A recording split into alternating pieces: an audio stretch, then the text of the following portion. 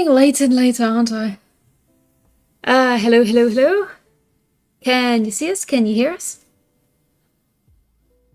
Hey, howdy.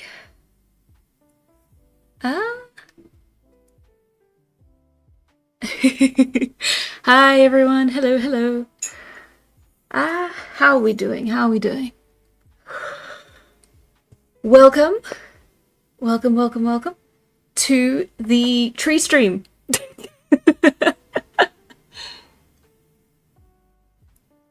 Yes, the tree stream. Okay. Time to see the brains ring out. Hello, yes, okay. Tree stream, so treem. Exactly. I love trees. I'm so glad everyone loves trees. Okay. Hello and welcome to the first research stream that I'm that won by an incredible landslide vote in the poll on the Patreon this weekend.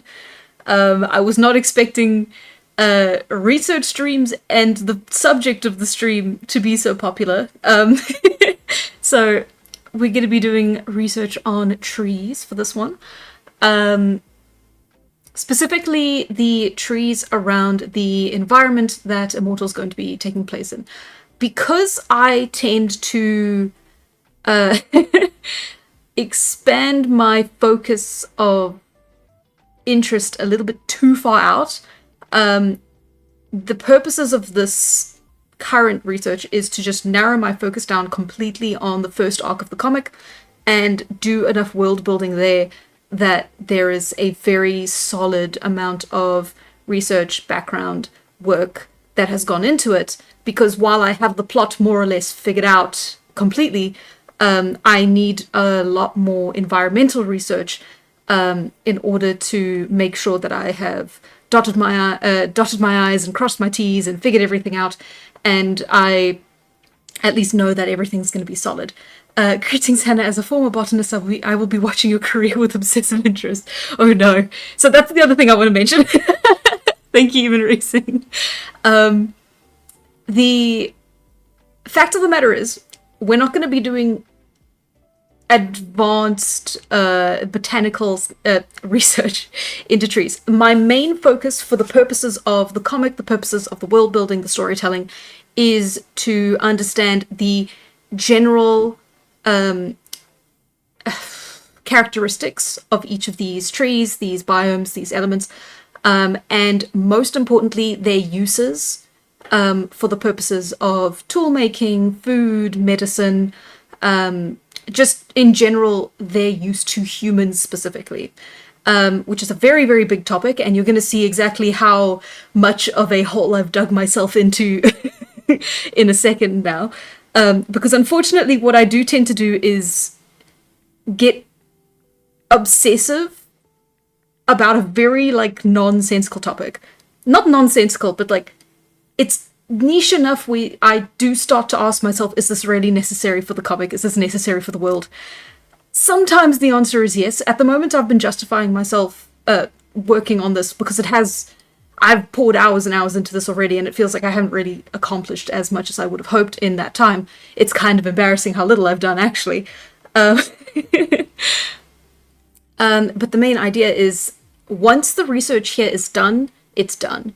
And then I can apply all of the work that I've done now throughout the entirety of the comic, entirety of the story, because the trees are not going to change. They're not going to shift, and the rules are not going to change, and we're going to be able to reuse the understanding that we have of these biomes across the different cultures, the different times within the comic. So that's how I'm justifying it to myself right now. It's a whole lot of work right now, which means there's a lot less work down the line. Are we drawing coconut palms, and does that include Maui burying in eel's nuts? Unfortunately not. I don't even have my tablet out. It's tucked away in a corner. It would be quite a bit of a mission to pull it out now. So yeah, we're going to be focusing mostly on research, information gathering, bunch of Googling. So yeah, so I'm gonna kind of walk you through what I have so far at the moment. Honestly, maybe the way I do things may be more efficient than yours, at least in the subject. Oh, 100%. I fully agree on that. Something that I tend to do is kind of explore, like, what's actually useful and what's not.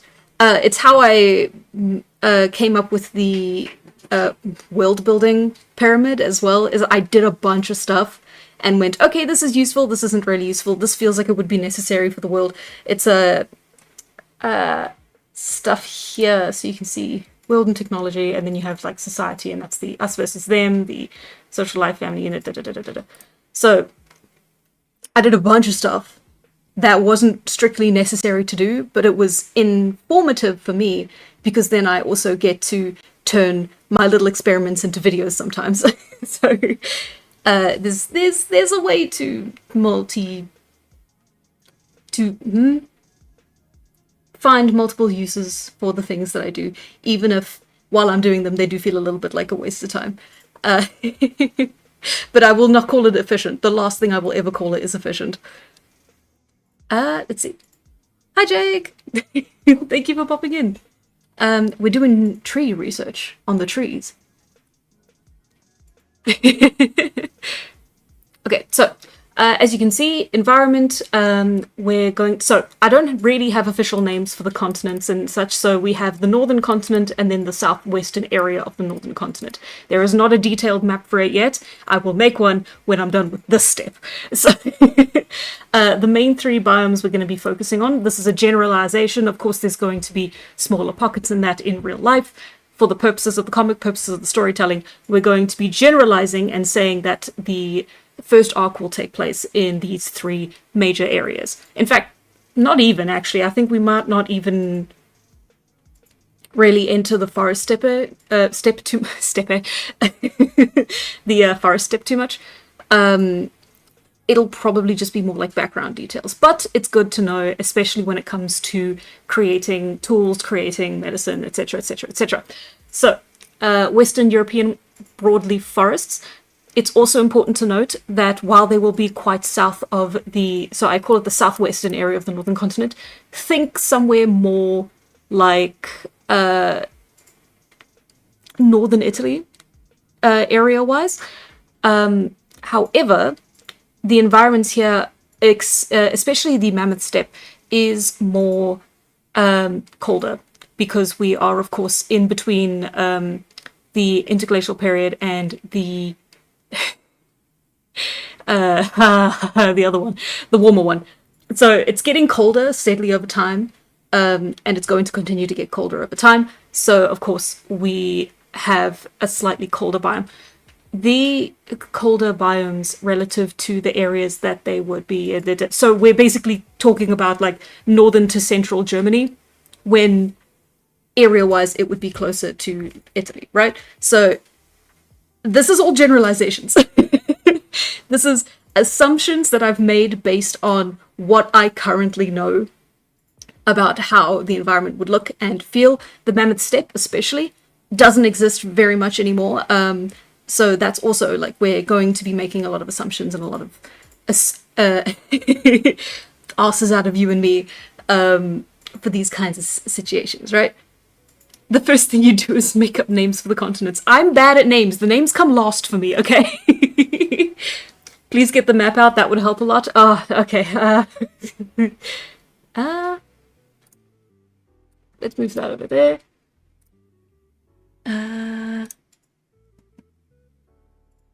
Old building. Okay, so this is the map during the next ice age, right? The glacial period, right? Interglacial glacial period. I apologize. Today has been a very long day, so if I do ramble, get my words wrong, please understand. It's today was a bit longer than I thought it was gonna be. I would gladly complain about it, but we got stuff to do. So this is where we're focusing on, right? Again, no names. The light brown is the part of the landmass that is exposed during this glacial period. So we're dealing with, I have another map that shows the in-between state, which I should actually be using, but that one is nested in about 4 folders that I could probably actually just find if I bothered to look.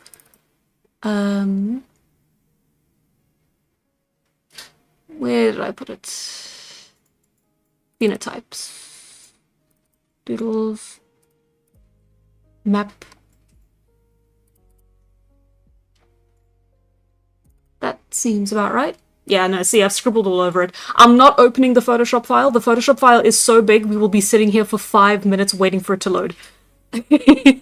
Will your forests have trees? Yeah, they sure will. Please complain, we're all ears. No. Let's see. Okay, so this is the landmass that's exposed. This is the coastline. None of the story takes place on the coastline, but it is around the coastline, right? So we can get rid of that one. Thank you. I appreciate you doing that. Right, so this is the area we're going to be focusing on in general, right? It's along a series of... Oh, I forget what the term is. There's volcanoes here, it's along a tectonic plate line, etc. That's all I have so far. And then, of course, I have the 3 biomes, right? I know where everything needs to be, and I need to draw another map that focuses on this area exactly so that we can visualize where everything would be. That feels a little bit like necessary to me, because especially then that's something that can go into the comic. That's extra visual information that you can look at. Otherwise, I feel like maybe mapping out where all the individual resources would be might be a step too far, especially because then that would have to correlate with what is accessible to the characters within the comic. And it won't make sense while they're traveling, but it would make sense once they settle in.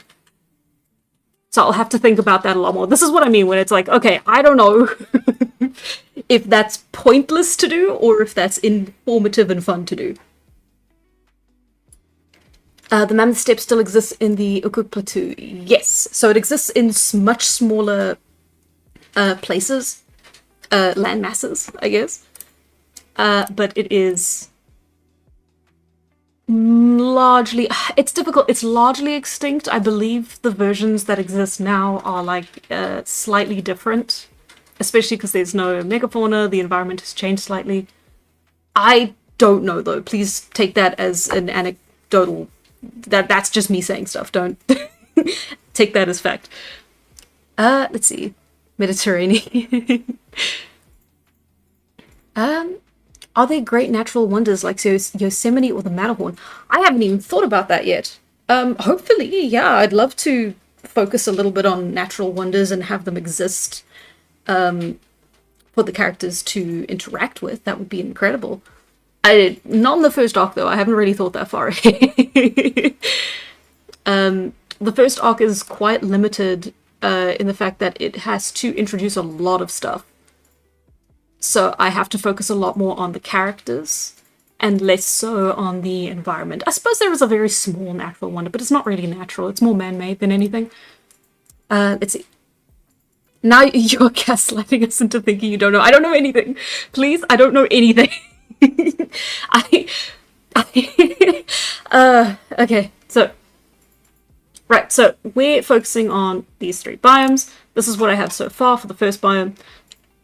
We have our Western European Broadleaf Forest. The forests occur along the mountain ranges of the environment, elevating into conifer forests in the higher montane sections of the area. Dominant species of trees within these forests include, once I'm done with the trees, I will go a bit into the foliage, I will go a bit into wild things. Wild mustard, in particular, I know is a very prominent seasoning in Neolithic cooking, at least according to some articles that I have seen. So that's going to be in there at some point. But yeah, at the moment, like I said, we're not going super deep into the anatomy, the structure, the environment, everything like that.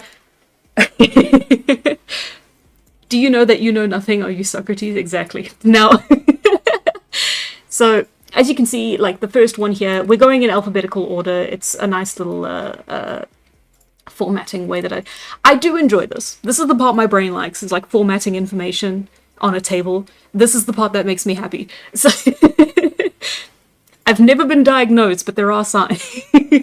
sorry. Okay, so common/black elder. There are plenty of different elder species. One of the big complications I've come across in doing like my light research for this section is that there are Northern European and there are Northern American and European versions of a lot of these different trees. So especially like common and black elder, you will have the American red elder, which I believe, since they are both elders, are similar, but I do try to localize the research that I'm doing specifically on the tree. But it's quite difficult because sometimes you will just come across a piece of information and it's like the elder, and then you don't really know what they're talking about. But generally when people say elder, they mean the common elder. But then sometimes if they're American, when they say elder, they just mean the Northern American species of elder. So it's a little complicated. It's a little annoying, actually. But yeah, so you'll see the common elder thrives in wetlands and can grow in poor quality soils. It is a medium-sized tree and a pioneer species, operating as a key element in the ecosystem of many flora and fauna. Sometimes I will just put information in there because I think it's fun. But I do try to focus it on stuff that's important. Its lightweight wood is more water resistant and durable than other trees and can be used for deep underwater foundations and boat crafting. It is also excellent for smoking, charcoal making, and is soft enough for various carvings and crafting, but it is not as strong as other woods. Its red wood is aesthetically pleasing, but makes the tree look as if it is bleeding when cut. The wood can be used to dye wool and other textiles, achieving various shades of brown and fawn colors. Young shoots produce a yellow or cinnamon-colored dye, its catkins create a green dye, and its fresh-cut wood a soft fawn pink color. The catkins of the elder tree are edible and harvestable throughout the autumn. Its cambium is edible. A boiled mixture of the bark can be used to treat swelling, sore throats, inflammation, and rheumatism. The leaves can be used to reduce discomfort in breasts of nursing mothers. So, all the information there at some point, I'm hoping, will be helpful. So, is something like boat crafting strictly necessary for right now in the story? Not at all. But it will hopefully, potentially, be more useful to me down the line, because I will not remember what's written here, but I will probably remember, oh, I remember something about boats in the information I did research on, and then I'll hopefully be able to remember that I've got a decent species here that I can just kind of say, okay, and then they used alder wood for this. This is what alder wood looks like. This is what it looks like when you're chopping it down if I have to do something like that. And then it's just, it's a much easier way for me to remember information and find information rather than just doing Google searches on the matter based on stuff that I vaguely remember. This is a lot easier for me personally. Eminem is put to shame with the breath of this woman. No. Maybe, I don't know. I need to calm down. This is all very nerve-wracking. I am unfortunately a fraud, so showing you this is quite stressful for me.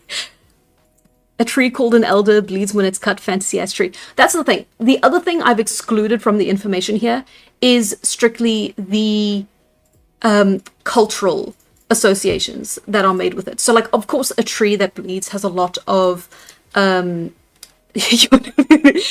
tree that bleeds has a lot of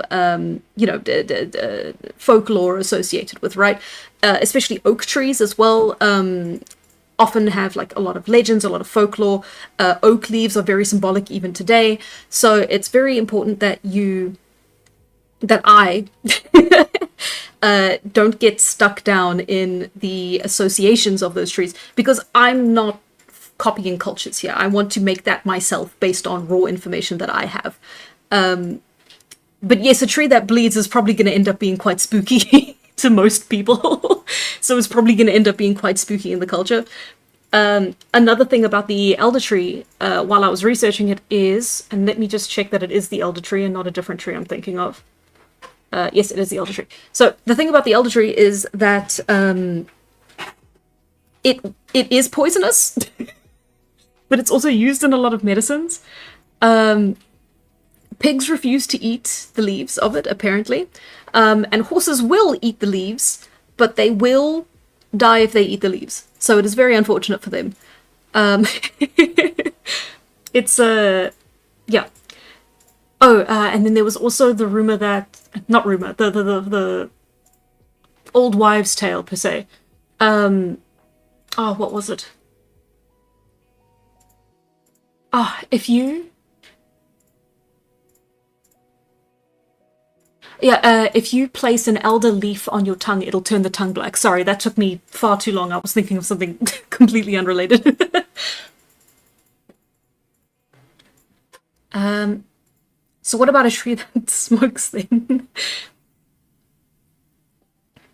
Speaking of the bleeding tree, what does the immortal gang do with the sap and the resin? At the moment, with the elder tree, none.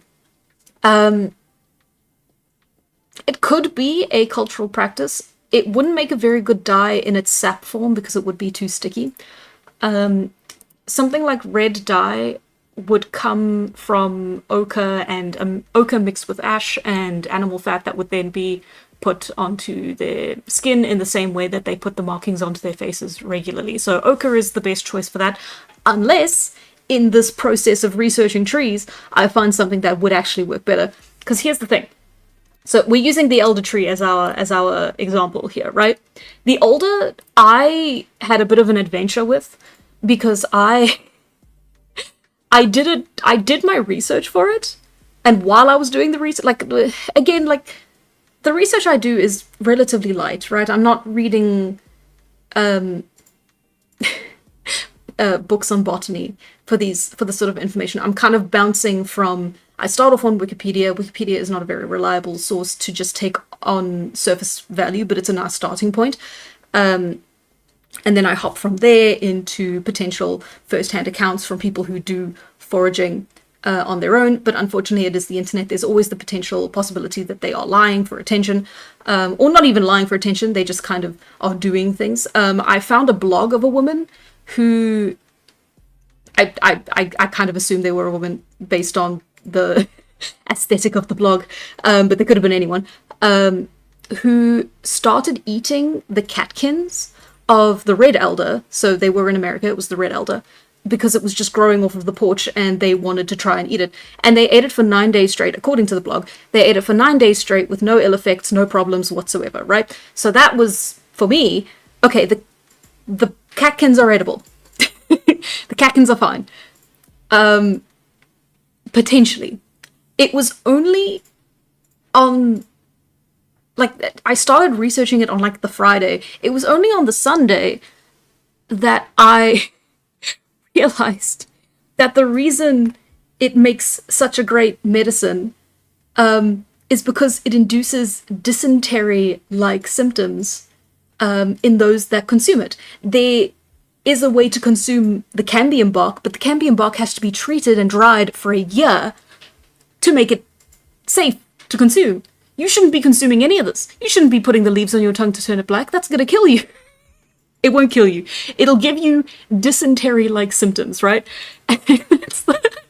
That's kind of the thing I'm talking about, whereas there is a lot of information out there, but it is entirely possible for me to spend 2 days looking into a tree and missing the fact that you shouldn't be eating any of it, because all of the information I was finding is like, oh, is the cambium edible? Sure, the cambium's edible. Oh, is the... And it wasn't... Again, they weren't extremely academic resources that I was looking into, but a lot of them were like, oh yeah, it's fine, but then with the little caveat of like, it will give you digestive issues. But they didn't say it in that way. They said it in a very pleasant way, because the problem with a lot of natural remedies and what's the word? I've completely forgotten the term. Old methods for healing, natural remedies, old methods, is that they tend to be talked up quite a lot by the people who, swear by them. So, like I've said at the bottom here, it can be used to treat swelling, sore throats, inflammation, rheumatism. There was also, like, other information that I found that I couldn't, like, that wasn't... This is the information that was backed up by more than one source. or repeated by more than one source, but that doesn't mean it's entirely true. And that's the major sticking point with this sort of stuff, and this is why it takes me so long. And even then, I can never fully be sure that I'm fully correct in all of the research that I've done, right? The dysentery tree, exactly.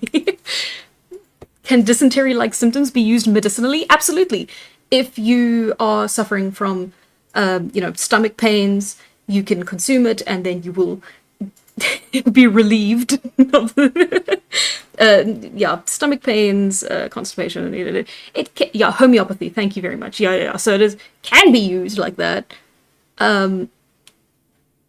But I'm not a doctor.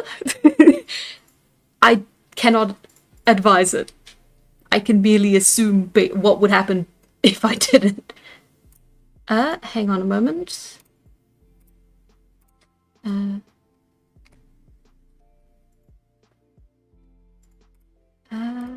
Yeah, okay. Just want to shift it a little bit. There we go. Okay. Sorry, that was bothering me. Hey, Jake! There's a lot of medicine... And Miles, sick, that's amazing. Folk medicine? Yeah. There's also a lot of medicine which is just stuff which will make you throw up or poop out whatever you had lost, which is why milk was used for a time as a medicine in China. I didn't know that. That's very cool. I disappeared for a moment. Yeah, sorry. I was just fixing it. I'm back. It's fine. Calm down. Anyway, so this is what we've got so far on the Western European Broadleaf Forest. English oak, the European beech, Norway/European spruce, and the sessile oak, right? 2 oaks, which feels a little bit redundant. I've given them the same exact description for each because there's not much difference between the 2 of them. They're both, I believe they're called white oaks. So I recently found out that there's a thing called sweet oaks, and some oaks are sweet oaks and some oaks aren't, and that affects their flavor. That was stressful. So I'm probably gonna have to go back and change a couple things. But yeah, so also forest steppe, mammoth steppe. I haven't started on those sections yet, please forgive me. Because next is food processing and tools, right? Foraging. It's the same, it's similar to the forest steppe, Western European. So, environment focuses on the trees in general, right? A general overview of what they are. Foraging is very specifically their use to people. So you have your wood, the heartwood accessed and chopped down all year. This is again for the common black elder. The immature male and female catkins that grow from its branches in the autumn can be harvested and consumed. They have a bitter/nutty flavor. Well, bitter, nutty flavor. The leaves and buds can be harvested and eaten fresh throughout spring and summer, and the inner cambium bark of the trees is consumable year-round, though tastes best in the early spring. It contains anti-inflammatory properties and can be used as a medicine. Here's the thing. The catkins can be consumed. Technically, you cannot consume them in excess, but you can consume them. The leaves and buds can be harvested and eaten fresh throughout spring and summer. The fresher they are, the lesser chance they have of severely affecting you with the symptoms. And they can be eaten in small quantities. However, they shouldn't be. Primarily, I have them here used, later on you'll see I have them listed as something you can briefly brew into a tea. What's the word? I'm so sorry, I really am a little too tired. When you leave the tea in the water, is it brew? Anyway, I forgot you could more or less eat bark. Okay, you can't eat bark. There's a very specific part of the bark you can eat.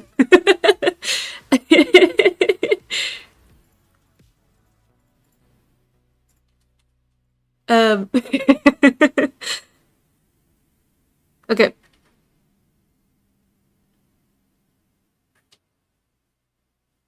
Yeah, steeping. Sorry, steeping. Okay, yes, thank you. So yeah, infusion also works, but yeah, it's steeping more. Briefly steeped, so as to not have too much of the effect. But you can briefly steep it into a tea, or you steep it for much longer, and then you simply take the tea and you dab it on your mouth and gums in order to reduce pain and inflammation, and otherwise on inflamed parts of the body you just dab it on top, and then that alone should be enough to at least help with the inflammations. Again, this is the research I've done, that's kind of shoddy. I'm not a professional in any sense of the word. Please don't take any medical advice from this. I will say this over and over again. It doesn't matter. Yeah, and then the inner cambium bark, which is the only part of the bark of a tree that you can eat. Technically, you shouldn't even be eating cambium unless it's prepared in a certain way. Otherwise, it is just a dead solid in your stomach that you cannot really digest. Yeah, so cambium bark can be prepared, consumable year-round, tastes best in the early spring. That's something that I found in an article I wrote down, and only then did I later find out that it needs to be prepared for a year afterwards. So I don't really know what they were talking about there. I guess maybe I should remove it then. Because you'll see later, it does need to be prepared for a year. It needs to be dried for a year in order to be consumable. But yeah, okay. And then wood, bark sticks, above water 3 years, underwater 100 plus years. That's just for construction. That's just how long it works in lasts in storage. Catkins, 2 weeks in cool, dry place. That's kind of my default. If I don't entirely know, I will just kind of say 2 weeks in a cool, dry place, because that is the result that I got for a lot of the Norway spruce specifically. You can eat every part of the spruce except for the heartwood and the outer bark. And that was kind of the thing. It was like, okay, couple weeks in a cool, dry place, couple weeks in a cool, dry... Yeah, shoots, cones. Pollen needs much shorter time frame to be used, otherwise it spoils quite quickly. Leaves dry out.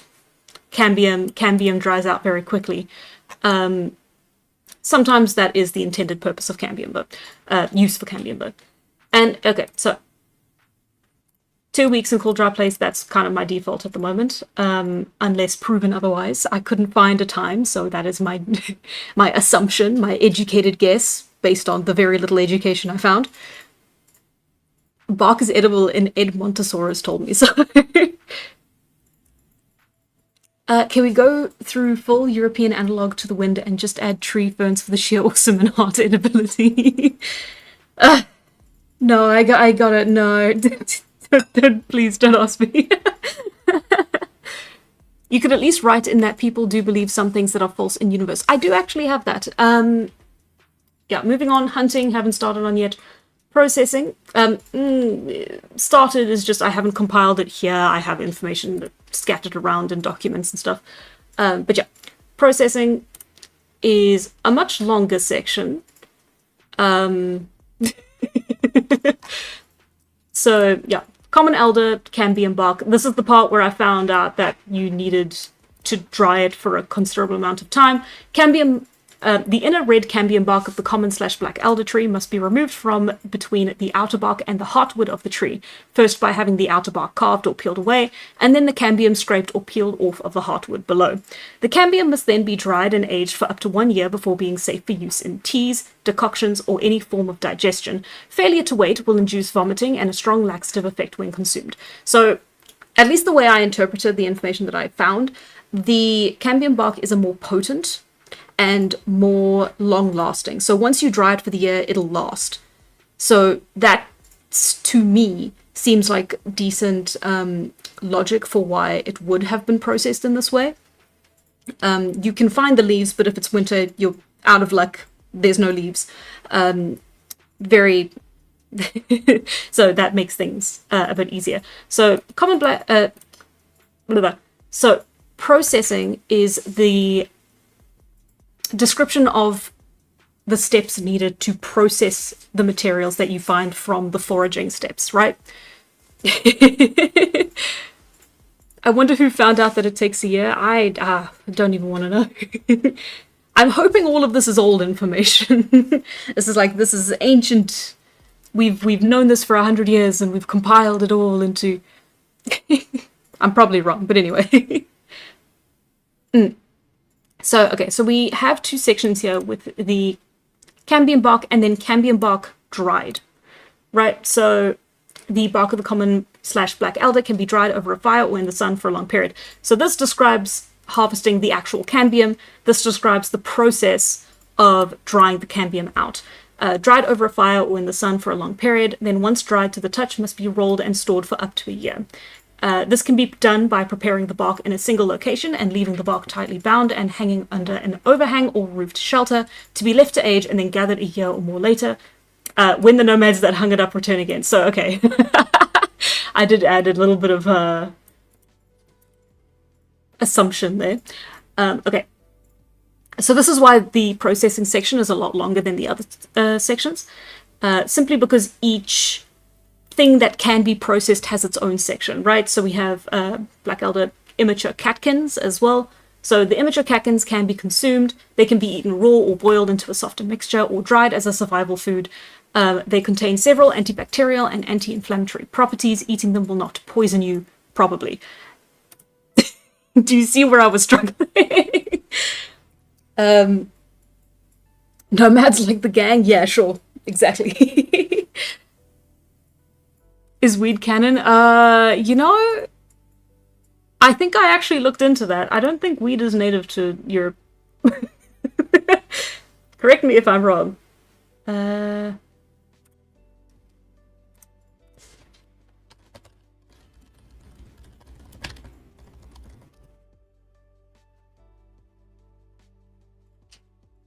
Widely accepted as being indigenous to and originating from the continent of Asia.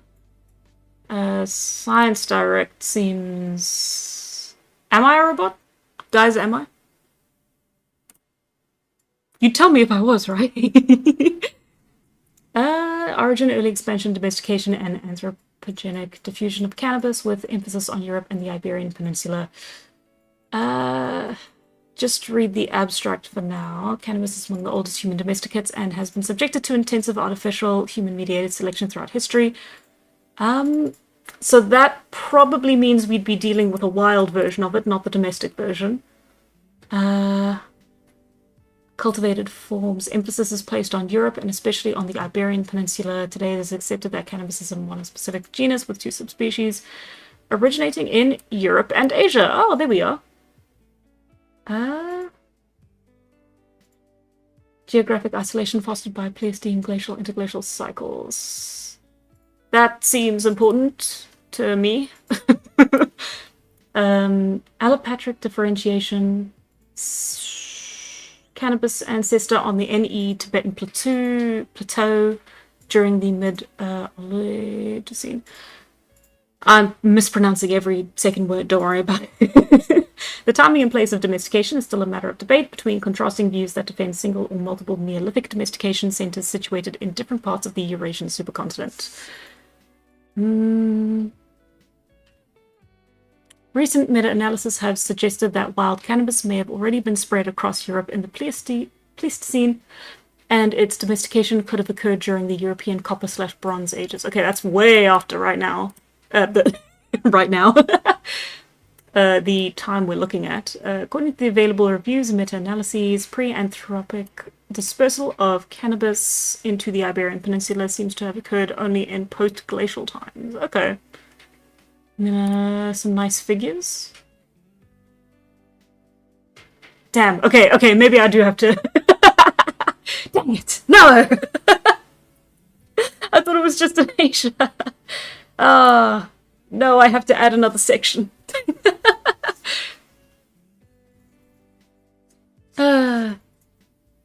And AI Smith, oh no. Right, okay, and then, yeah. Elder, leaves and buds, common elder, sprouting buds, young leaves contain pain-relieving properties and are primarily used as a traditional medicine. They can be used fresh and raw, though even the young ones have a bitter taste. They must not be consumed directly, but can be mixed into a tea or boiled into a decoction. Direct consumption can induce vomiting and a strong laxative effect when consumed. Right, so, yeah. That's something I should have remembered instead of saying nonsense earlier. Yeah, so the dabbing method seems to be the only way to consume the leaves. Not entirely sure about this. I imagine since it needs to be aged for a year, that would weaken its symptoms somewhat, perhaps enough to use them for all these wonderful purposes, so anti-inflammatory, digestion aid, rash treatment, mild aspirin-like pain relief. Again, I got this from a different article than the one that was telling me its dysentery-like symptoms were fine and not a big deal, actually. Down the rabbit hole you go.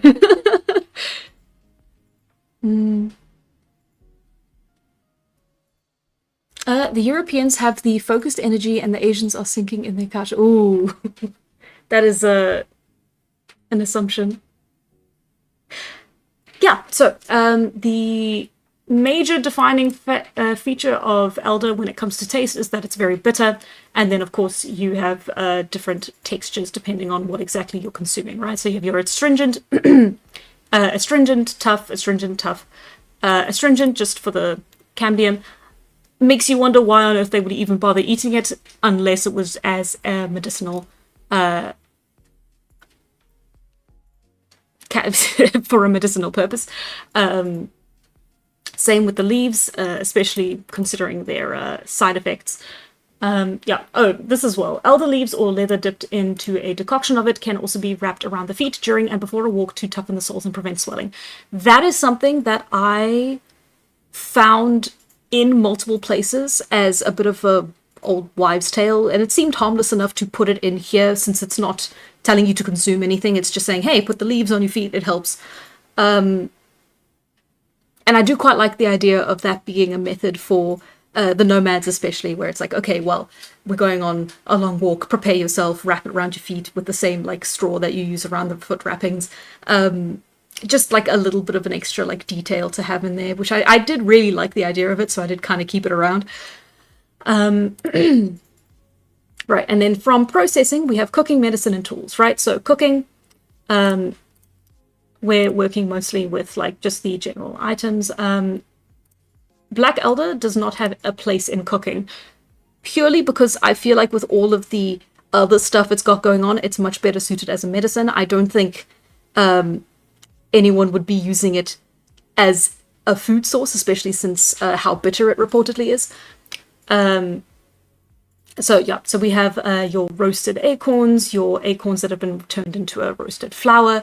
I've got the uses for them here. This is where we start to branch a little bit less. This is where we start to branch more into the storytelling, the world building, and less into just pure facts, right? So I would say that in the environment, foraging, and then most of processing is purely focused on the facts. But then when we get into cooking, medicine, and tools, it's more about what the nomads that appear in Immortal specifically are doing with those ingredients and medicines and tools and etc, etc, etc.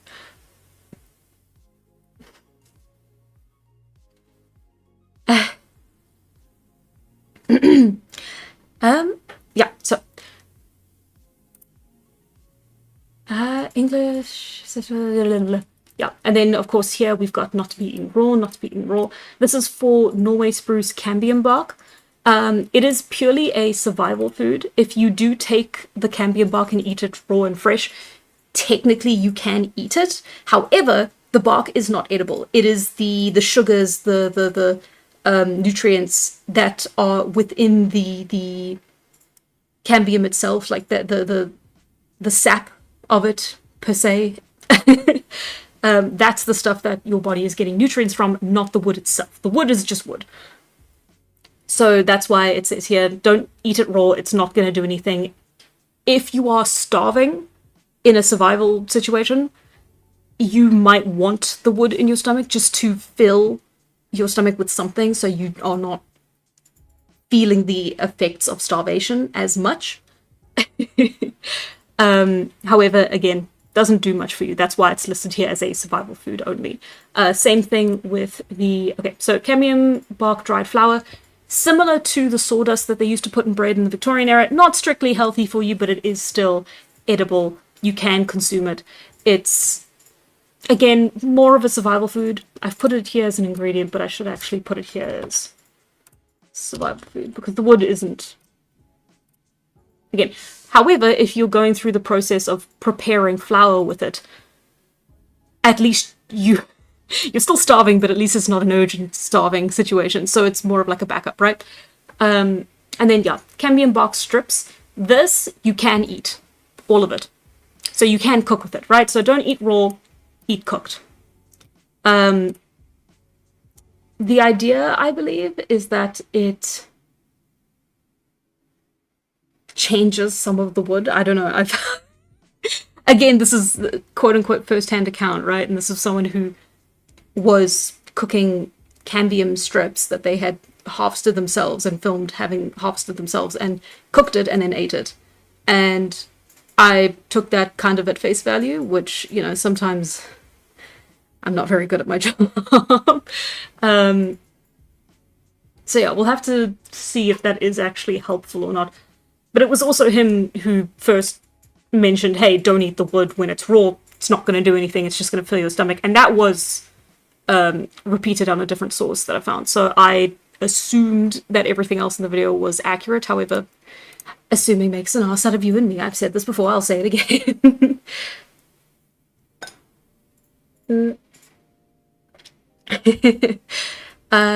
Yeah. Is Immortal story first or world building first? I try to strike a balance between the two. At the moment, I'd say it's more story first, simply because the story is the thing I have down the most.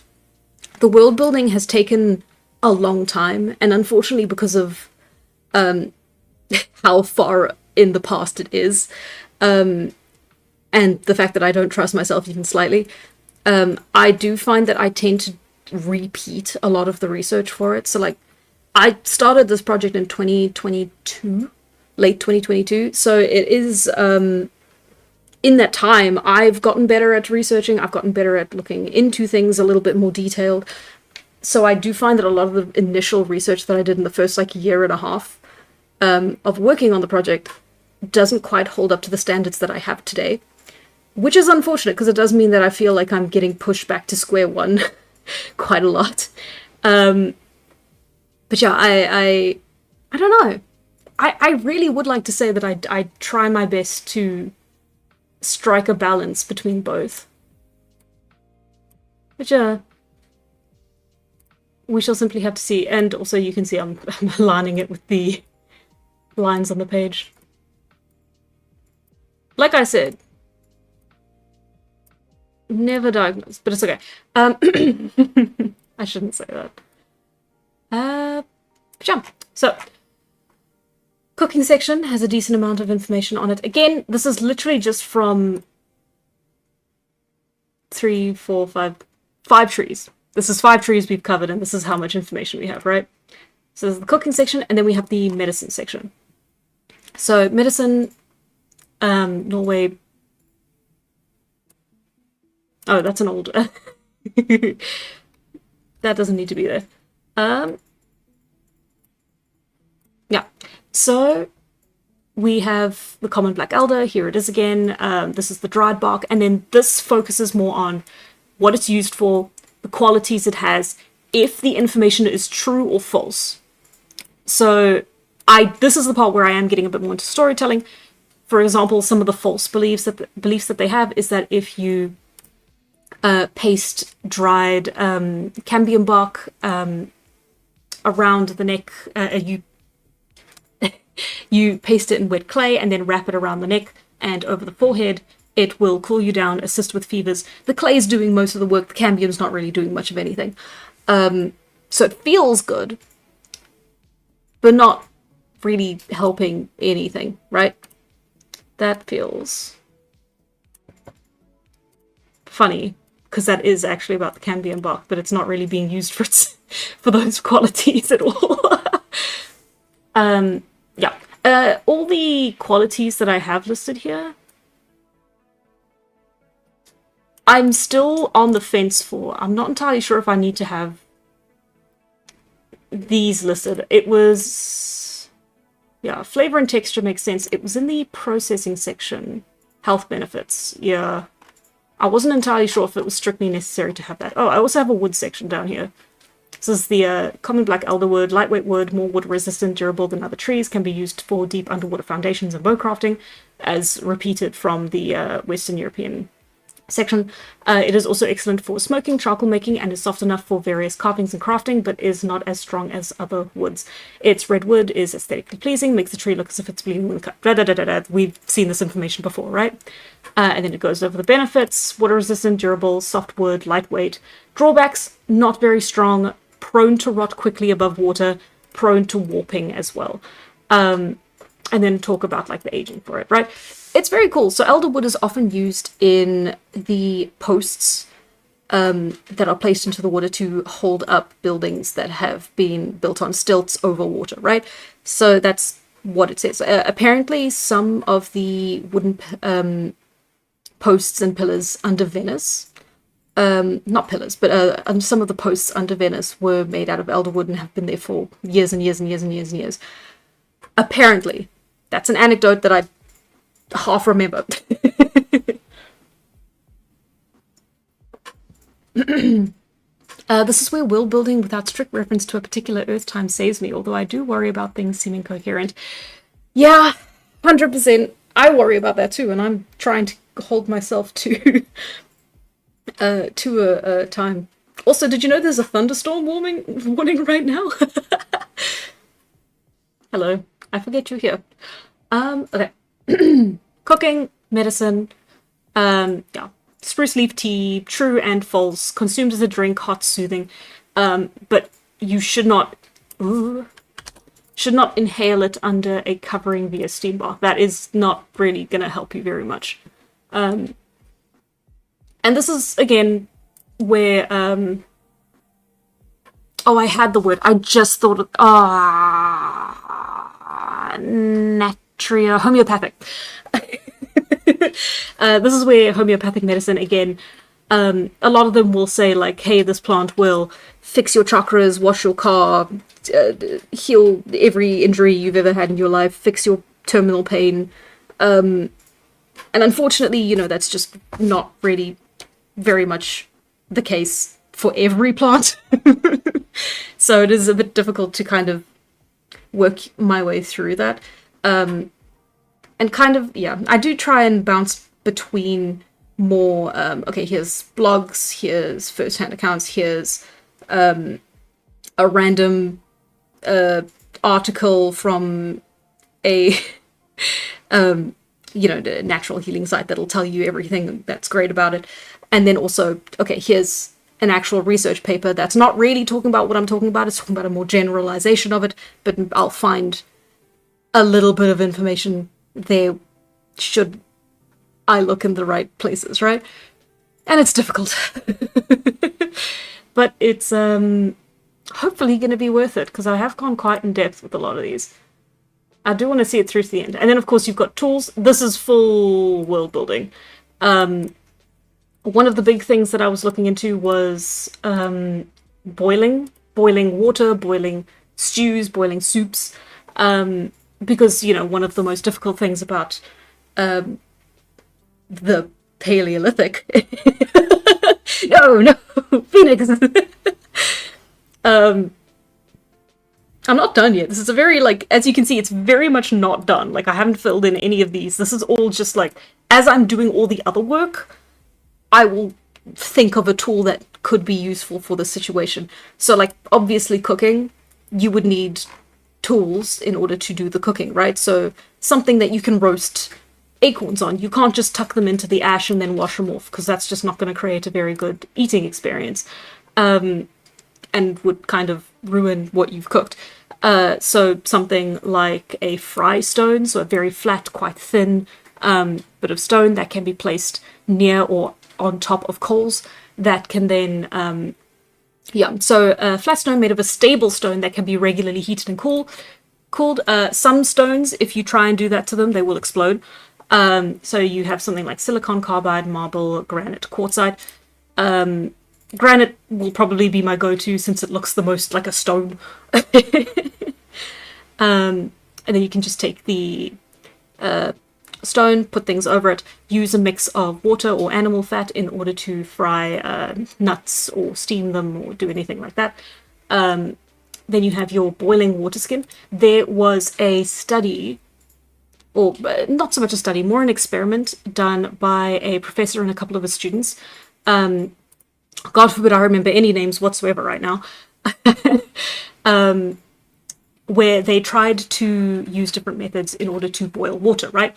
So one of the methods was with the boiling water skin. The nice thing about boiling water is that whatever receptacle you're boiling the water in, as long as the water is touching that receptacle, it will not burn. It'll get hot, it'll get a little singed, it will not burn through. So that's how the water skin works, where you have rawhide or just leather that you fill with water, you can hang it over a fire, and then you can boil its contents. And you can see here I've said used to boil liquids for a short time, and that's because in the experiment they boiled the water for over an hour, and it started to take on this animal smell from the leather, from the rawhide, which, you know, then they didn't consume the water because there were concerns about the health effects, right? So I've said here for a short time, this is your kettle of the olden days that you can then use, hopefully, over for short periods over a while, until either the rawhide starts affecting the water that you've boiled, or it just gets so burnt and nasty you don't really want to use it anymore, right? And then, of course, because it's constantly exposed to heat, it would stiffen quite nicely, so you would have like an actual like bowl-like shape that you can carry around with you, I believe. Again, this is a little bit of an assumption I've made, because that is the properties of rawhide, but when rawhide gets wet, it does lose all of its shape. So I'm assuming the hot water might do one of them. You can boil water in ostrich eggs? I have no idea. They wouldn't have access to ostriches, though, but it would be very cool for the central continent, the not Africa continent. Would that technically make a soup or an animal tea? Ooh, I don't... I guess. I wouldn't like to think about it, though. Yeah, and then the other thing is the boiling log and the boiling stones. This is a little bit more of an out there theory, because it would require the same kind of stones as I described for the fry stones, but then also quite a bit of infrastructure with the boiling log, right? So you have the idea that I had, right? And this is a little bit quote unquote original. There's not really as much. There's not really research done on it. Instead of a log, I believe the original said that it would be a twisted bit of bark, a twisted bit of, what was the word? Birch bark. That could then be, you know, shaped into a watertight bowl, and then it would be used with the boiling stones. But now for my, this is pure writing now. Well, writing is just, I thought, okay, well, if we can do that on a much larger scale, we need a much larger vessel, which means you have the boiling log, and it's just a massive log carved out from the inside, and then you just cook these massive soups and stews in this log using the boiling stones, which you would constantly have to monitor, take out of the fire, put in the bowls. But that is a genuine cooking method that was used at least later on in time, so I might be jumping the gun a little bit by saying that it was happening now in this era. But it is a very well recorded practice to use boiling stones for ceramic cooking. So you would have a ceramic bowl instead. Not ceramic, clay. You know what I mean. So you would have these big clay pots that you would put boiling stones into, and then they would boil the soup, and then you'd be able to keep that going for hours and hours by taking stones, swapping them out for one another. As the one stone cools, the next one goes in, the other one goes back into the fire to heat up again, right? And that's the method. Fascinating. I'm stealing the boiling log too? No. I didn't copyright it, but I have recorded proof that I'm the first one to come up with it. Oh, let me breathe.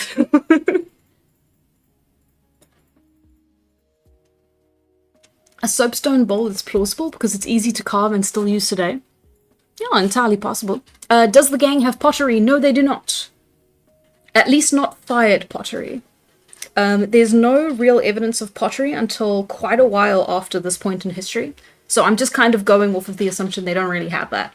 It's entirely possible. They do use ochre in their painting, so I can see how it wouldn't be that much of a leap in logic to go like, hey, we can use mud for other things, and then discovering that clay is the best thing for that.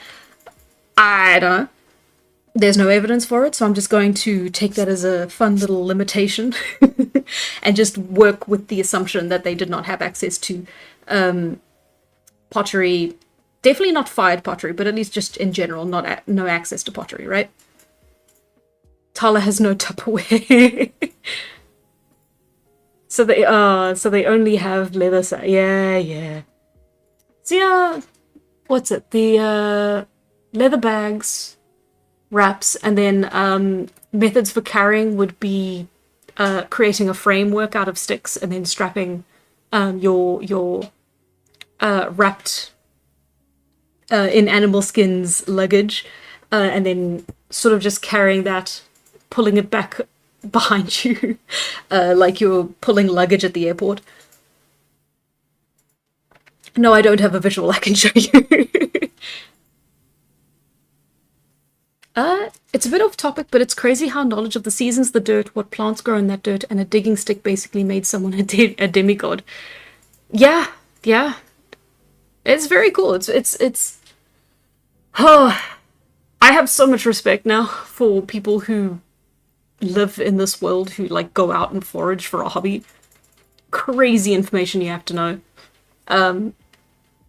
Yeah, I am sorry, guys. I was supposed to spend today doing more research on this and like organizing myself a bit better so that I could kind of give you guys the quick tour and then go into the proper, like, start with something new, because as you can see, I'm kind of like not really done with the beech tree. But what happened was I'm moving, so we had to clean the flat, make it presentable because people were coming to look at the flat, potential new tenants, and then while cleaning, I checked my email and I had a ton of new work that I had missed for my day job that needed to be done today. And it was very stressful, and I'm not done, and I had to send a very sad email and say, I'm so sorry, can I get an extension and have it done tomorrow? So yeah, I'm a little scattered. I kind of didn't get to do what I'd planned to do today at all. So I hope you can forgive me. A little more scattered than usual, I do feel. So yeah. Have you ever watched the YouTube channel Outdoor Boys? They do ring a bell. Are they the good outdoor boys or the bad outdoor boys?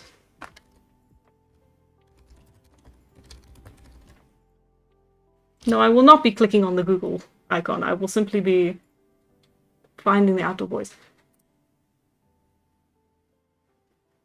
I don't know. I don't want to show you guys ads. That's rude.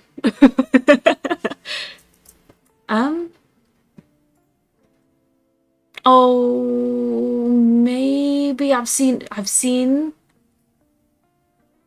No, I'm thinking of a different guy. They're cool. Have we talked about them on stream before? I'm getting a sense of deja vu. That's nice. Oh.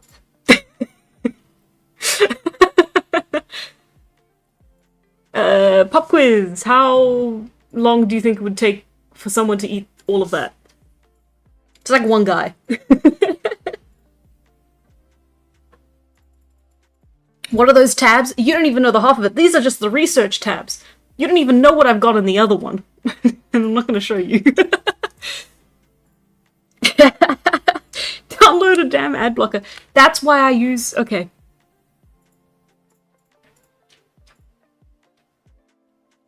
So... You understand how, as a YouTuber, it would be very hypocritical of me to own and use an ad blocker, right?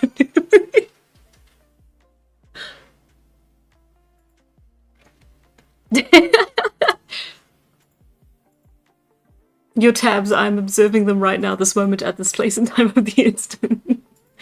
No, I'm not closing the tabs. So the tabs are all relevant. The tabs are all very relevant. These are all the research tabs, right?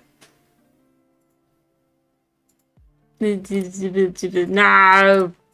Thank you, National Geographic. This is why I don't have access to you.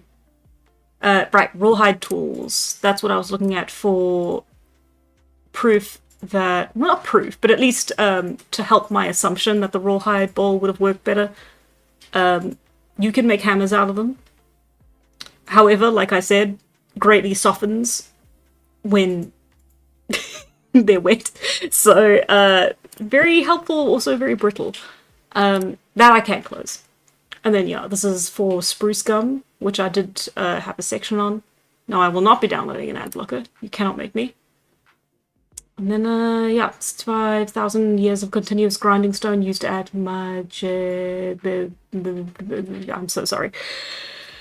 It's much easier when I'm reading this in my head and I don't have to pronounce anything. Yeah, and then, yeah, different grinding stones, ground tool implements. Yes. So there's a lot of evidence that they would... Okay, no, I say there's a lot of evidence. Vincent did a lot of research and a lot of work and told me they did consume ground grains. Or at least, if not ground, then some form of cooked and prepared grains, right? Of quite a lot of wild grains. So again, we're dealing with non-domesticated versions of a lot of these species, which makes things another layer of difficult, but it's okay. Yeah, so grinding stone, I kind of want to keep open. That's a nice reference play. This is how I reference. Oh, this is how I know how old weaving and textiles is. Interesting article. I know it doesn't look very trustworthy, but this was the only place I could find the image. Even though it is on display at the museum. If I could just go to the museum. Yeah, so this is evidence of plant fibers on a lump of clay, which is very cool, because you get to see what the texture of it was. There was another article that showed like how the actual weaving process might have looked. Okay. Open fire cooking, creative chefs of the Paleolithic. Oh yeah, history of alcohol, that's also something I had to look, well, had to. Something I looked into. I'm still on the fence about that one. Atlatls, I only just remembered existed very recently and I was very embarrassed and I have no idea how they work, so I need to look into those. Yeah, stage recipes, poplar, tannin. Okay, yeah, this is the one I was looking into for beech nuts specifically. They've got a really nice description of all the different... there you go, credit, Frederick Rosengarten, Jr. And yeah, so... almonds, Brazils, cashews, chestnuts, coconuts, but then also the more obscure ones, acorns, beech nuts, betel nuts, bread nuts and breadfruit. For Jake. Jake and Miles. Womeris. It has references, so it's automatically a lot more reliable than a lot of stuff out there. Yeah.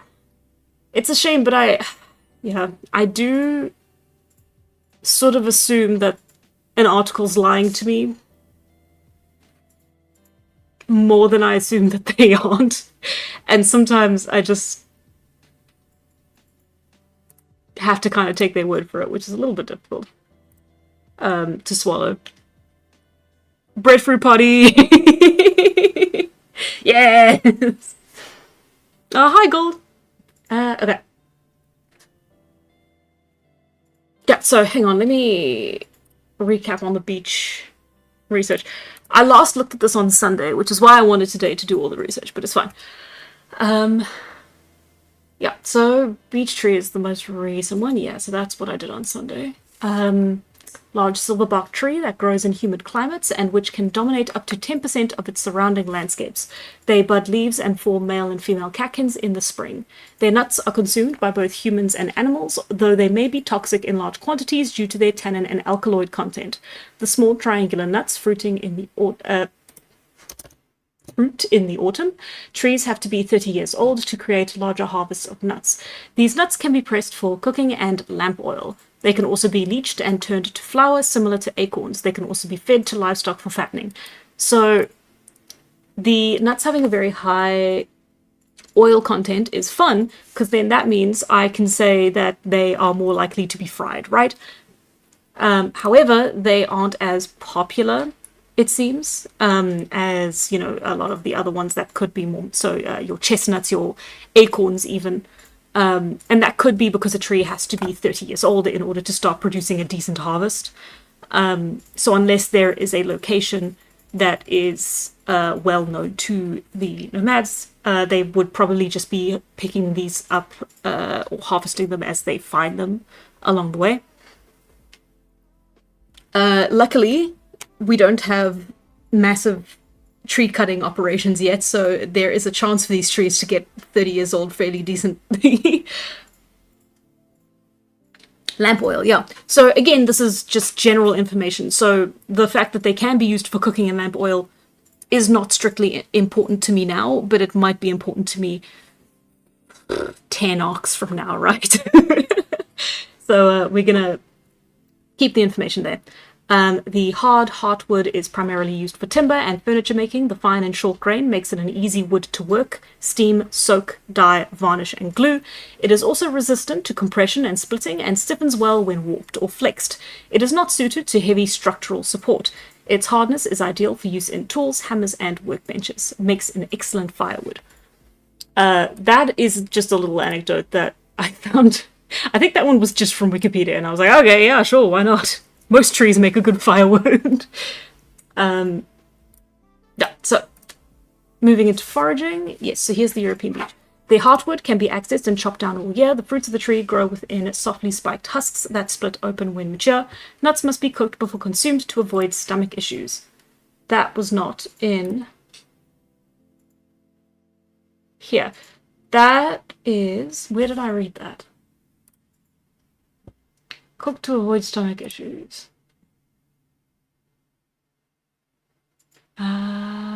This seems... These are the only articles I have open for it, unless it's in the book.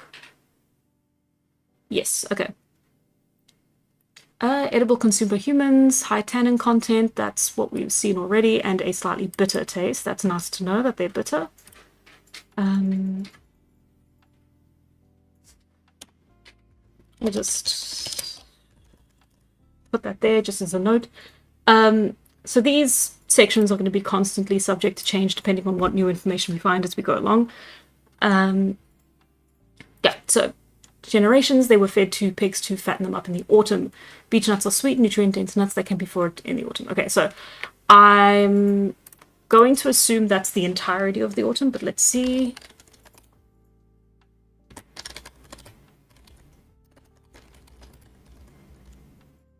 Let's see if they can give me a proper timeline.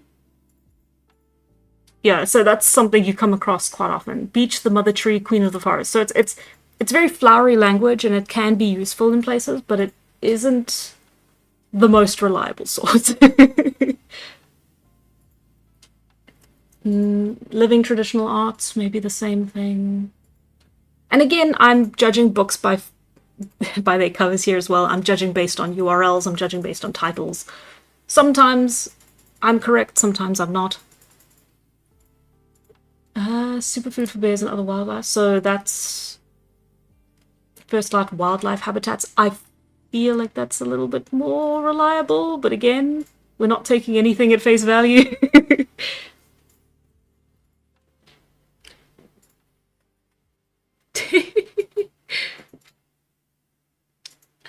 Let's see. It's going to be so cool when Tala learns to use oil bending in the tournament arc for Immortal. No, thank you. Okay, perpetual all of the quiet miracle of hibernation. Mama bear no comes to. Okay, this might be more about bears than beech nuts. What does it have to do with beech nuts? Whenever I see beech nuts, I think of bears. Many years ago, I worked as a field biologist to gather important population data on black bears. We used radio telemetry to locate collared females in their winter dens. So the den mole, my job was to go in and fetch the cubs once mama was safely immobilized with a tranquilizing drug administered by injection from the end of a syringe pole. I worked for the Maine Department of Inland Fisheries and Wildlife on one of the longest running studies of black bears in the world. Very, very cool life that this woman's had. Maine's biologists have been able to track about 9 generations of bears. Measurement, long-term health, female bears, monitor. This is where our superfood comes in, beech nuts. Throughout the 1980s and 1990s, the latter decade being when I worked on the bear crew, Maine's biologists observed a fascinating pattern of synchrony with beech nuts and bear cub production.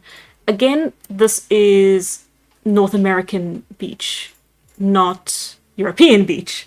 So we're going to keep reading, but I need to keep that in mind in case it's not good info. As with many nut and fruit crops, beech have heavy nut years, and other years when production is low for the beech of northern Maine, the trees would produce a lot of nuts every other year. On a good nut year, bears were fat going into the dens. On alternating years when beech nuts were scarce, young females that were not near breeding age would not be fat going into the den and would not give birth to cubs. As a result, alternating years of nut-rich conditions. Okay, so very fattening, very healthy, very good for bears specifically. Complicated phenomenon. Many years running, most of the cubs in the northern Maine study area were born in the winter following a good beech nut year. The pattern is no longer observed because beeches have declined and bears enjoy a large variety of food choices. Beech nuts remain an incredibly important nutrient-dense food source for a series of animals in our region. Okay, so this seems more about the animals. Okay, so this is wildlife conservation. So, good to know. Don't cut down any beech trees. In fact, you should probably be planting them. They're very good for the wildlife of North America. However, it's not quite what we're looking for. Mother tree, queen of the forest. What's this from?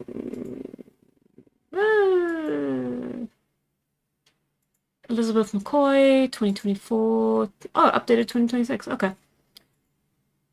The American beech once covered most of North America from Canada to Mexico. Okay, so I might have been wrong about this article. It might be a bit more academic than I thought. Academic, I say, being a bit of a subjective term. When I use it, at least. Not when normal people use it. Okay. Mythic forest. The mother trees nurture their young through fungi. Oh, that's cool. Sugars produced in the leafy canopy of a mature mother tree will be shared far and wide. Okay. Young saplings, suckers, produce edible seeds. Trees between light crop. 10 and 40 years is what this one says here. Instead of 30 years. Heavier moss aren't produced until the tree is mature. Once a beech tree is matured enough to reliably produce an annual crop of seeds, its nuts sustain a wide variety of more than 30 animals. Found beech nuts good to eat both raw and roasted. They contain... Okay, roasted, that's fun. They contain compounds which can produce unpleasant symptoms when a large quantity of beech nuts is eaten raw, but roasting neutralizes these compounds. Okay, great. So, roasted, not raw. Let's see. Okay, I think roasted is going to be the primary mode of cooking for these particular nuts, simply, again, because of the oil content. To avoid stomach issues, mildly bitter. Grey leaves can be harvested from spring to summer, consumed raw, steeped as a herbal and medical tea for nerves, and that ends mid-sentence. What was I doing there? Was I taking it off of this article? Medicinal uses. Okay. Medicinal properties in its leaves were boiled to make a poultice, which was used to relieve swellings. A lot of plants were used to relieve swelling. Beech bark and leaves contain a chemical that is beneficial for ulcers and decreasing dysentery inflammation. So if you consume some of the alder tree, you can consume the beech tree to counteract it. Leaves are also good for your nerves and stomach. That's what I was quoting, nerves and stomach. Right, so I'm a bit doubtful about all this other stuff until I find a second source that repeats that information. Again, not the best way to confirm that kind of information, but I don't really have another idea of how to confirm it. If you have a better way for me to confirm this information, I would absolutely love to hear it. At the moment, I'm kind of just going on if more than one source says it, then it is more likely to be true, and then the more sources that say it, the more likely it is to be true. However, it is entirely possible sometimes, especially on the internet, you find that like one article will come out saying one thing, and then every other article after it will repeat the information from the first one, and then you just get the spreading of misinformation, and that's something that I kind of have to be aware of, and it stresses me out because I don't really have a better method for this that I know of personally. Yeah.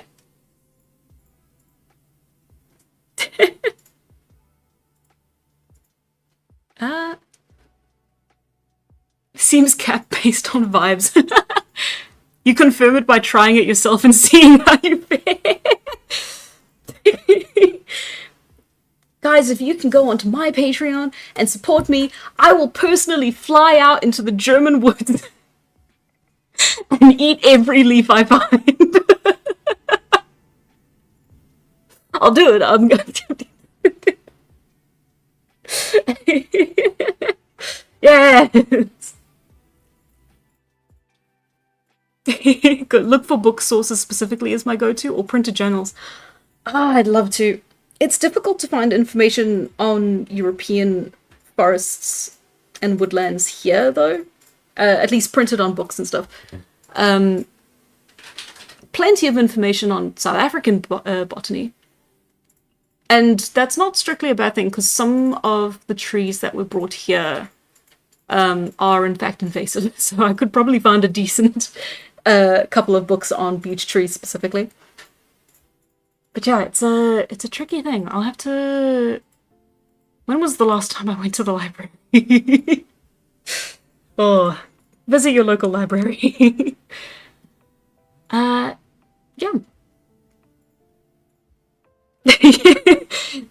Adrian, yes, come with me into the woods. We'll eat beech leaves.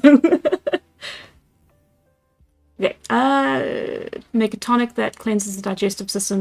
Okay, so leaves, good for your nerves and stomach. That seems like something I can put in since it is relatively harmless.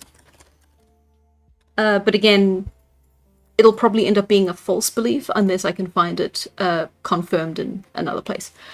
Okay, so wood would be accessible year-round. The fruits, right, I was looking into when they were accessible, wasn't I? And I got completely sidetracked. In fact, I don't even have... beech tree...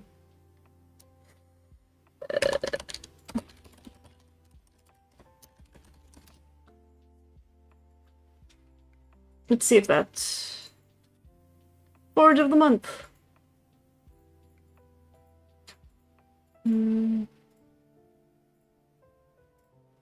a bit scared of that one. It's also from the US as well. I don't know if I can trust it for the US.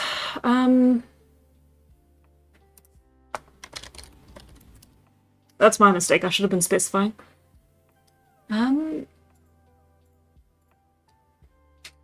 Important source of food. Da, da, da, da.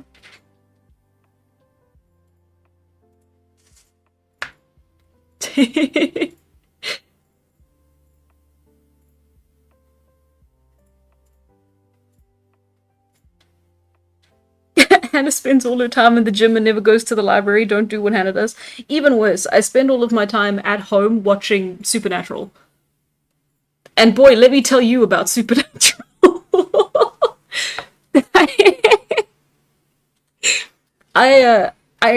I finished The Boys and jumped straight from that into Supernatural, and I have never had so much whiplash in my entire life.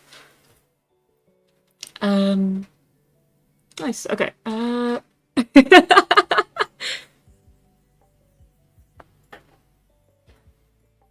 You could use academic Google, you know? I have Google Scholar. Or is there another one called academic Google?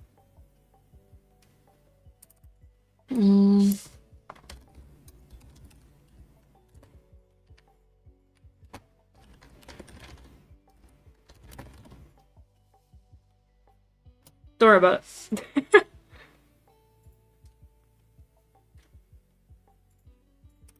That actually looks like a good article. Hang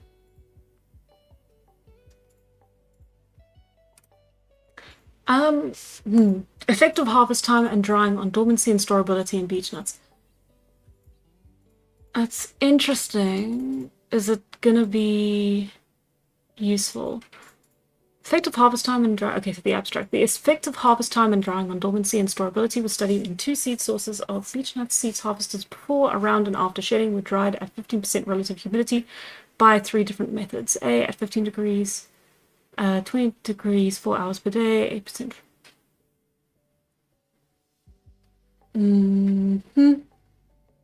Dormancy measured as mean germination time, decreased in mature seeds, drying and removal of pericarps also reduced MGT. See, it's also quite difficult for me to understand sometimes what's being said. I'm not an academic, unfortunately. MGT between fresh and dry seeds was approximately 3 to 4 weeks. Removal of pericarp. Okay, so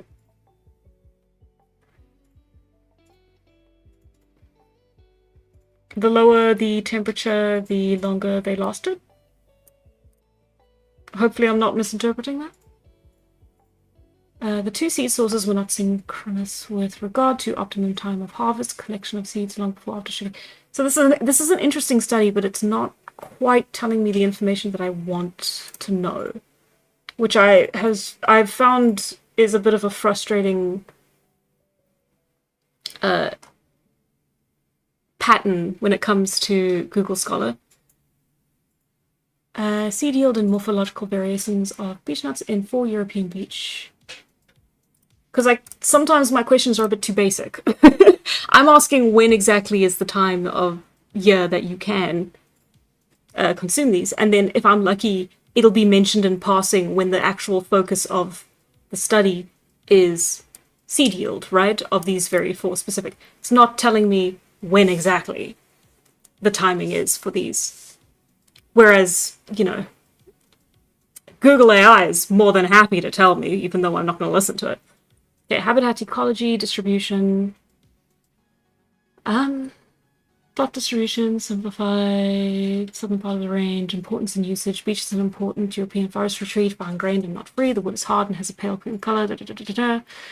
Plywood, panels, veneering, and cooking utensils. Okay. Bending capabilities make it ideal for building, flooring. Sorry, see, and now I'm getting distracted because that's useful for the wood section.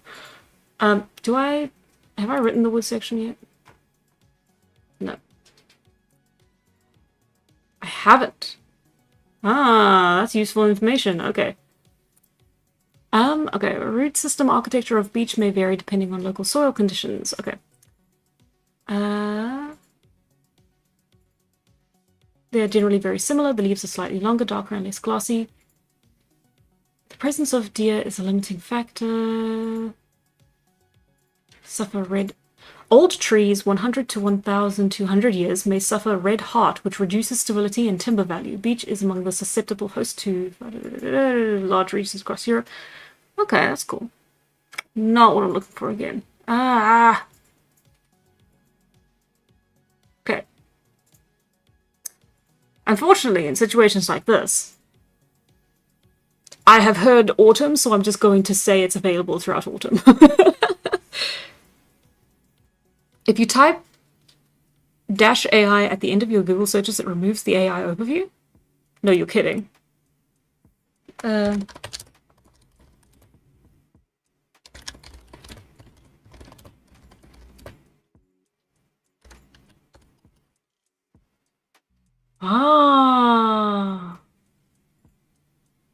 Nice.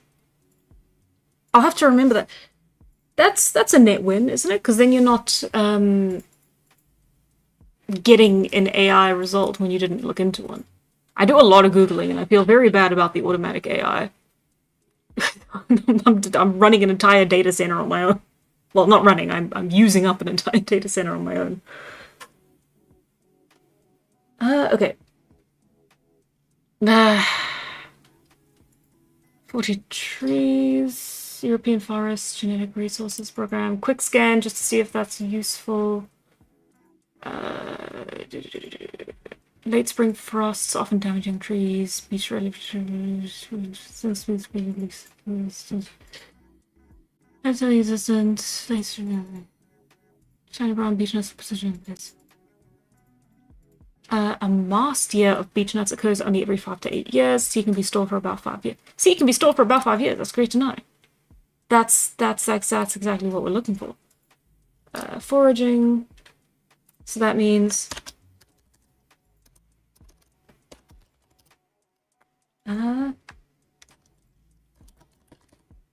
we're gonna say 5 years in storage, but that where are we storing them? Is it inside? Is it in a cool, dry place? Is it in a fridge? I'm gonna assume it's just generic. They put it in a room, in a crate, potentially covered. Storage, the germination capacity of seeds decreases considerably. Okay, so you can't then replant them, which is fine because they're not being stored for replanting, they're being stored for consumption. Seed dormancy is strong but can be broken by keeping seed at 3 degrees Celsius for at least 6 weeks. Beech is highly shade tolerant, it can be regenerated. Red or roe deer occur, they will browse beech seedlings, regeneration areas should be fenced. Variable sites beech, slow level lights. Widely distributed in Central and Western Europe, in the northern part of its range. Beech, that's great, that means they're talking about the ones we're looking at.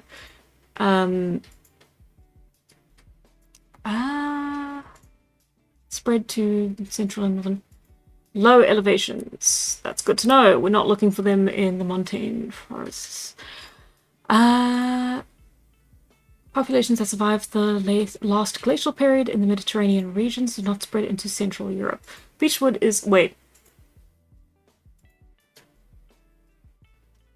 Beech spread to Central and Northern Europe from southern France, and then they died off during the last glacial period. Okay, so they were even more widespread before. That's fantastic. That doesn't affect us. Beechwood is homogeneous with fine pores and conspicuous, and maybe used for furniture. Okay, so we're probably not going to get more. Well, no, maybe we will. Special genetic structures, seed dispersal of beech is limited, important factor that should be considered when it's...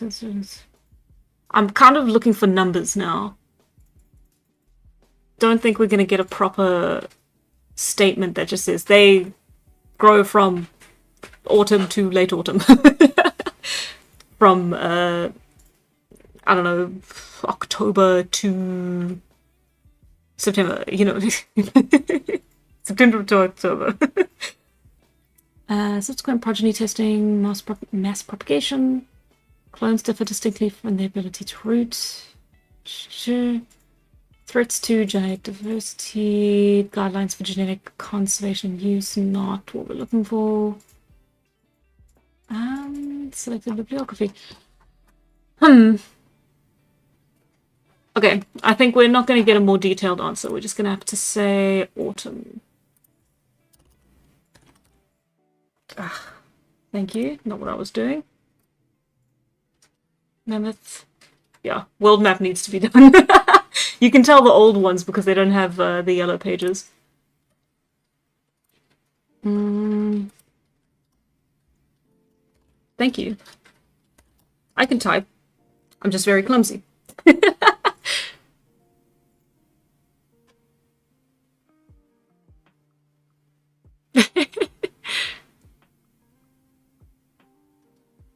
For an alternative to Google, I suggest DuckDuckGo. I think you're right.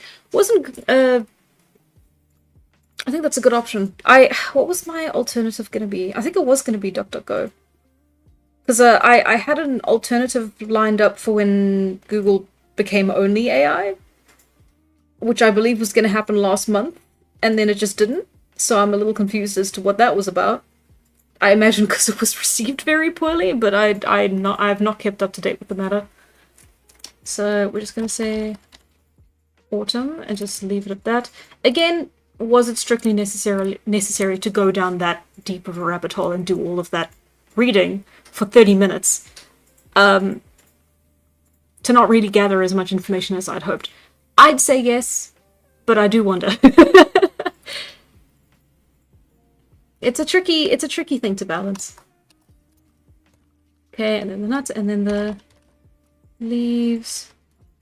Oh, remind me, you have evergreen and you have... Oh, what's the term? I hate AI, but it's just because I think I can do better.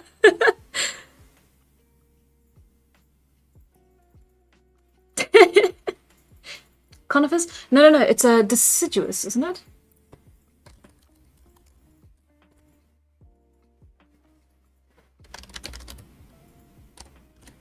Dumb Google, don't worry about it.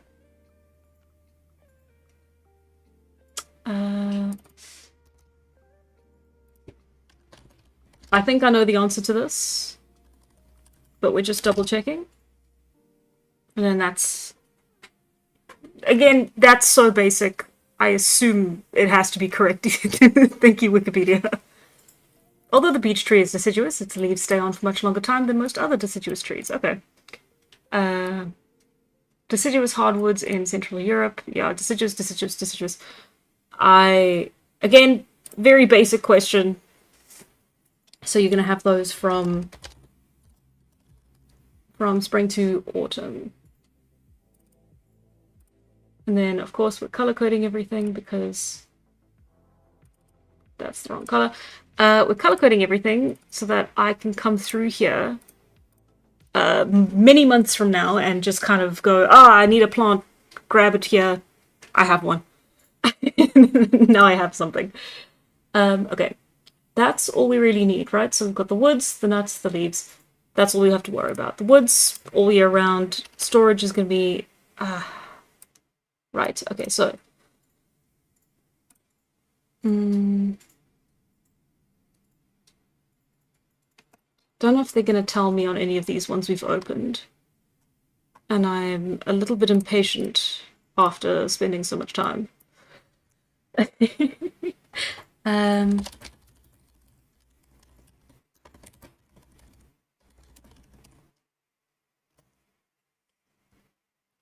Strength, benefits, and common uses. Safety and sustainability.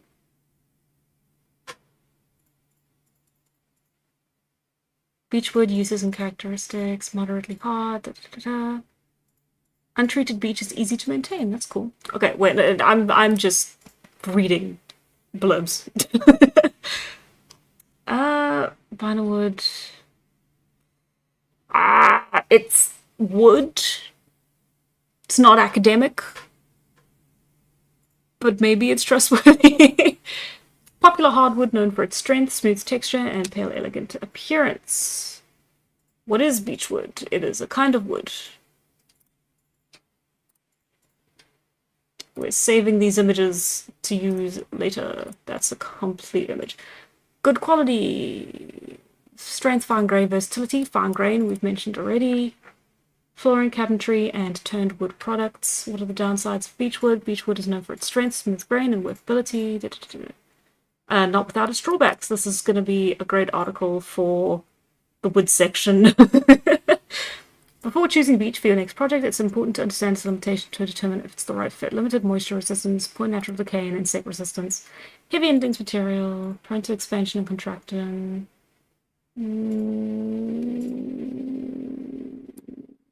More vulnerable.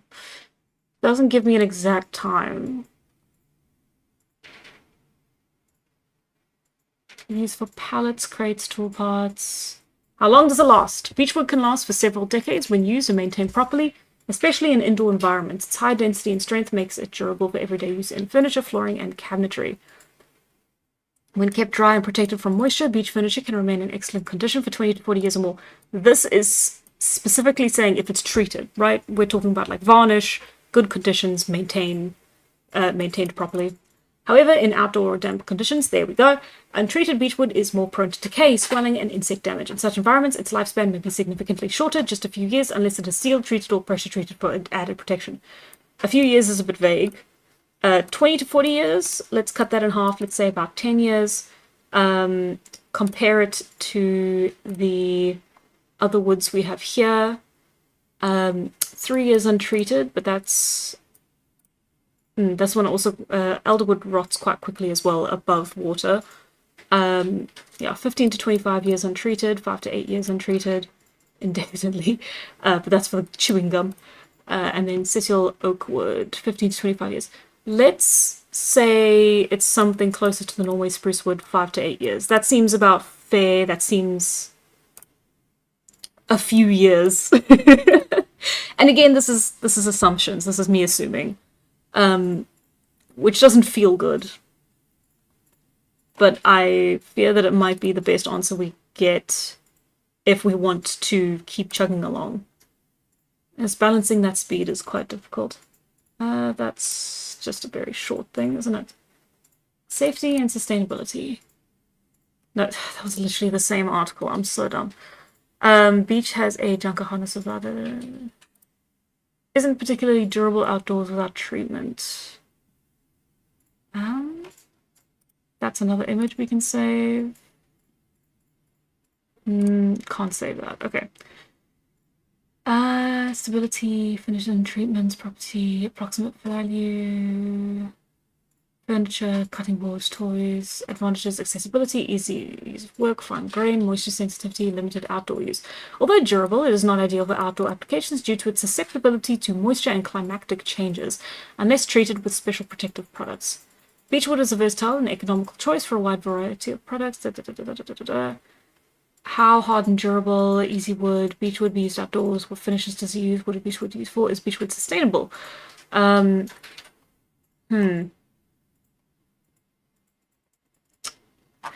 Again, it's a wood design website. So I'll assume they're not lying to me. But it doesn't tell me the exact time. Unless I just skip past it, which is likely. Compatible, density, durability, low, little resistant to fungi, good predictable behavior, ease of work, surface finish, common uses.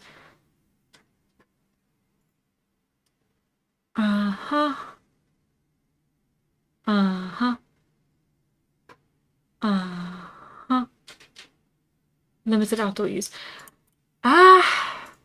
I'm still leaning towards 5 and 8.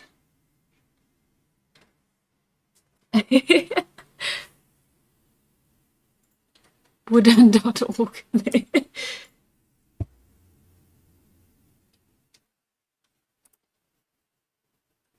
No, that's a comparison. Okay. It's fine. 5 to 8. Foraging. And then, yeah.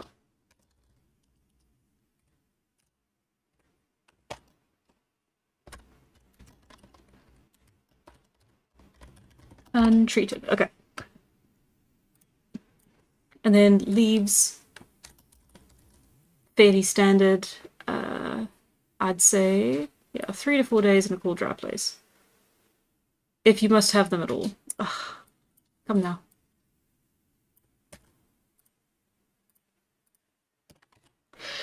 Don't look at me, I'm an old lady. Okay. And then we get to find some images. Don't worry about it. These are just for personal use. I understand that now I'm showing them in a stream, which kind of doesn't make it for personal use anymore. But by and large, I do want these images to just be for me to reference. For, you know, I'm drawing a beech tree in the comic, I need a quick reference onto what they kind of generally look like. And then I just sort of have that on hand and I don't have to do multiple Googles and figure it out, right? And then, okay, so the nuts, the leaves.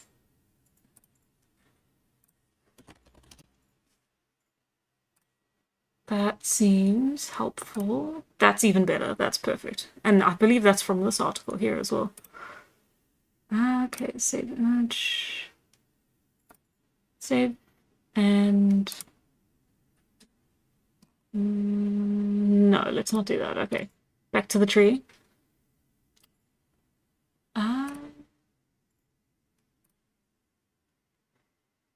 And then I did say they have catkins, didn't I?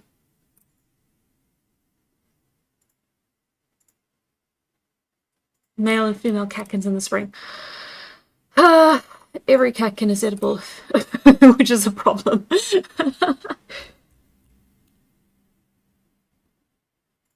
What am I editing out?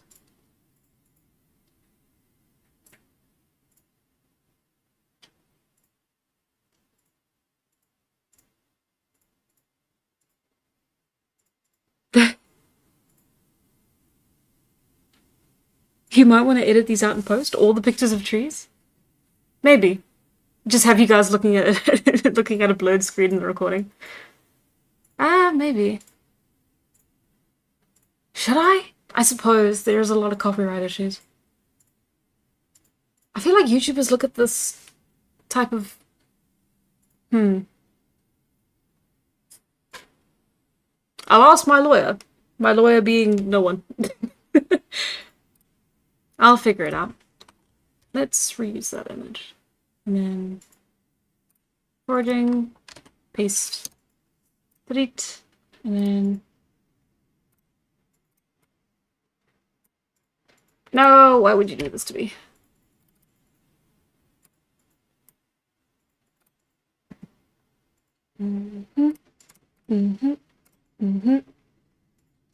JPEG.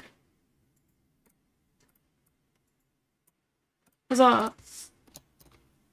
Yeah. Again, personal use. I do apologize. How fucked up is you? Just replace them all with Miku art. But then now I have to get the permission for the Miku art. Why'd you reveal the tree's location and personal characteristics on the internet, bro? Did you know there's a tree that drops frag grenade seed pods? Oh yeah, isn't it in South America? Or am I misremembering that? Okay. So that's for beech trees. Consumed raw, steeped as a herbal and medical tea for nerves and stomach. Green leaves can be harvested from spring to... Oh, spring to summer.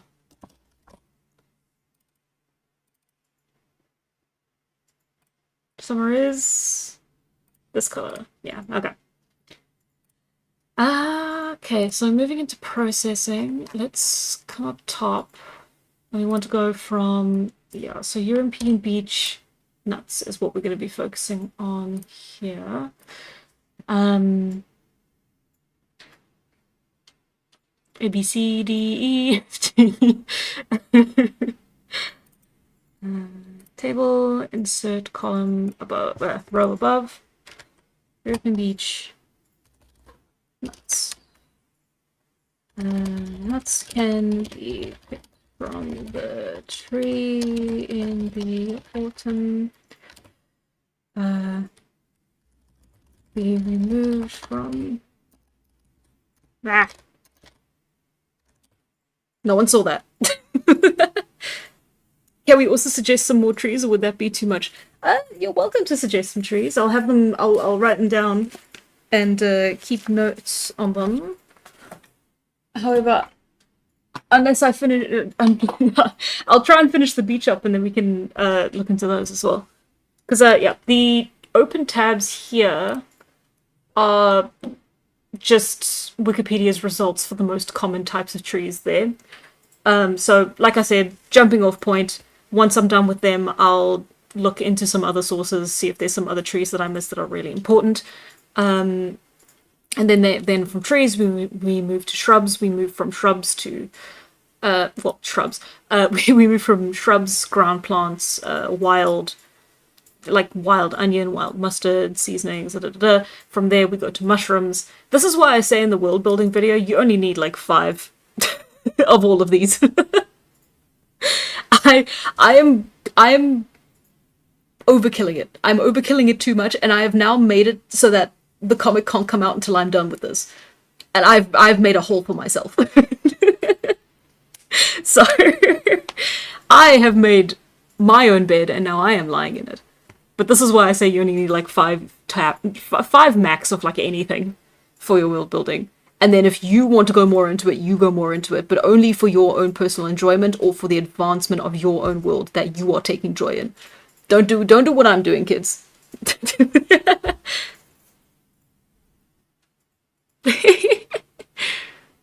I only used 5 for the whole world. That's the right idea, Phoenix. That's the right idea. My suggestion is the yew tree if you don't have that, or I don't have the yew tree. I know there's a lot of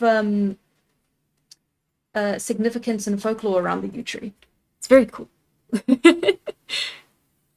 Poplar, very common. I have a species of poplar. Sessile oak. Oh no, I don't. I did some light research into it because poplar apparently has a bit of a pain killing effect, which I needed for the comic. So as a spoiler. Yeah, so I did a little bit of light research for that, but I haven't compiled it yet, so I can't put that there. There we go.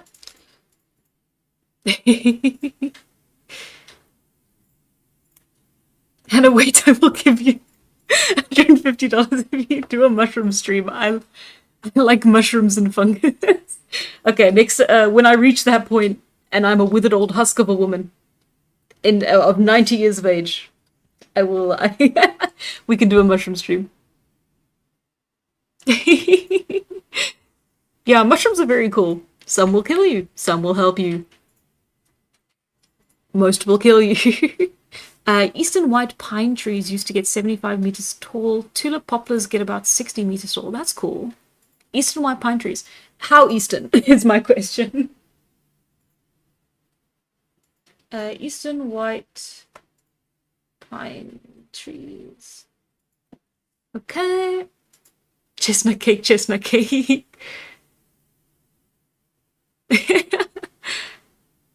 New Zealand trees are based. Put the mushroom research stream on the Patreon in a week or two. Yeah, no, I'm any excuse I can get to do my job on stream and then kill 2 birds with 1 stone. Also, very funny of you to think I'll be done with this in 2 weeks. A couple of weeks. What have I done here?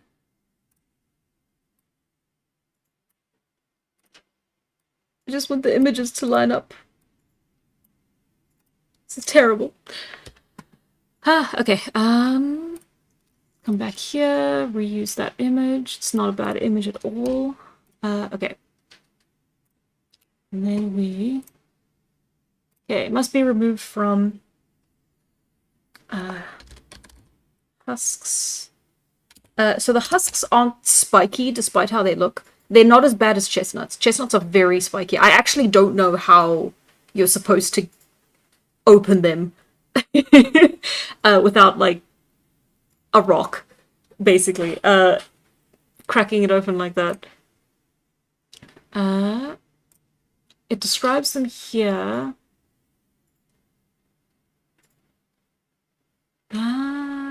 Somewhere here, I believe.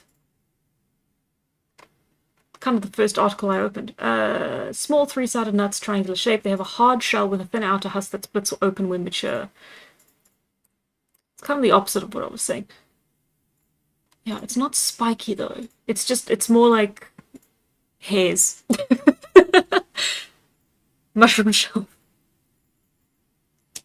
I have an entire shelf dedicated to mushroom decorations. I will record on a cassette tape the mushroom stream and put it on my mushroom stream. Nice. That's sick. I would feel deeply honored by that. Okay, must be removed from husks. We're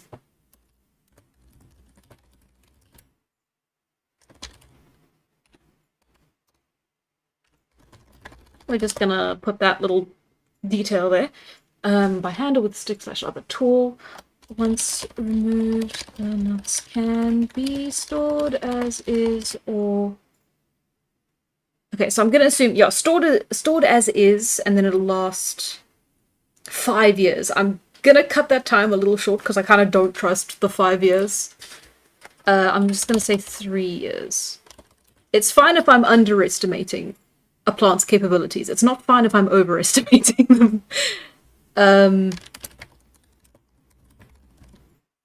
Maybe 5 years. I don't know. I don't want to make stuff up if I have to. I suppose you could use a hammerhead to open them up, but what hammer? I just assumed animals drop chestnuts off high distances to crack them from the impact. That's the thing, though. The casing is like too soft to crack open. If it's hard enough to crack open proper, the nuts inside are dry. So estimate 3 to 5 years. Yeah. Okay. There we go. 3 to 5 years. Thank you. Make stuff up. You are unwell.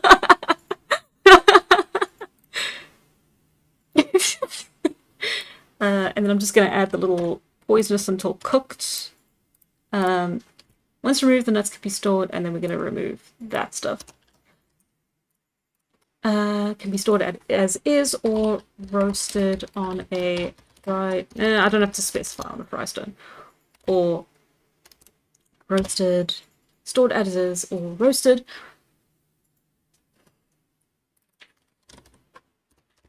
Once dehusked. Is that not a word? Dehusked.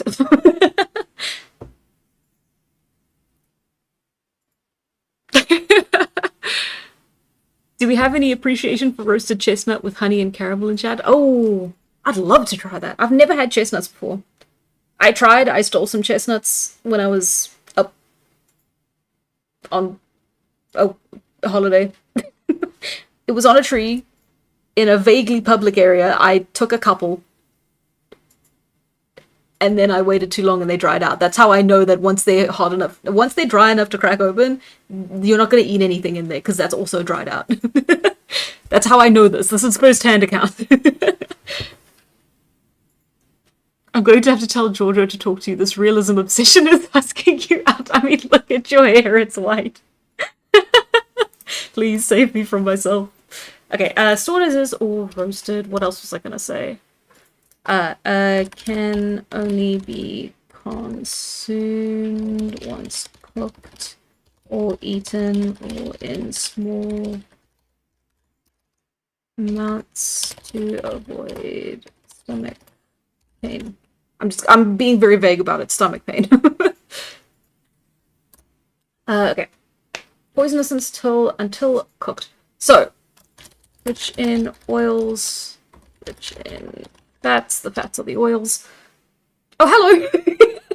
Thank you, Human Racing. Oh, wow. Okay, some links. Digital Plant Atlas, Groningen, Archbot Wooden Artifacts, IWGP, more generalized, click journal, then articles, drop-down menu, articles again, finally, search all vegetation history. That's amazing. Thank you very, very, very much. Hang on, let me copy that and then give you a like. Thank you very much. That's so cool. Okay, hang on. Let me. I'm just gonna put that here.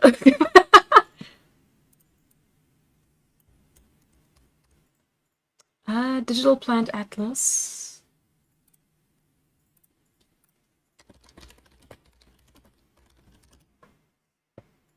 Ooh.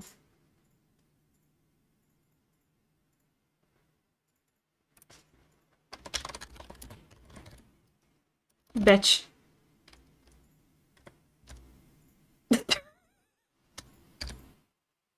I swear that wasn't me. Oh, wow, okay. The scientific name for them.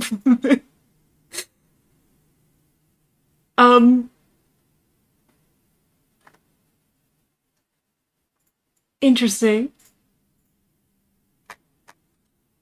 Did I advance search? Sorry, I didn't even read the introduction thing. The Digital Plant Atlas is an international project that makes a unique contribution to the identification of seeds, fruits, and vegetative plant parts. Plant parts are depicted with high-quality color photos and verified scientific names. Each atlas of the project is published as a combination of book and website. This website contains all published photos as well as unpublished photos with associated metadata and provides access to the catalogue of the GIA Botanical Reference Collection. Interesting. Okay, okay. Thank you very, very much, Eamon. This is incredible. My God. Okay, and then oh, was that this is the right one, yes? Groningen. Okay, okay. And then Archbot Blitz.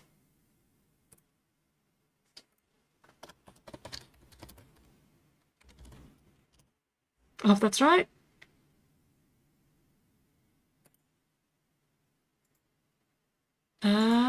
Database for literature on archaeological remains of cultivated plants since 1981. Oh, wow. Okay. Okay. Okay.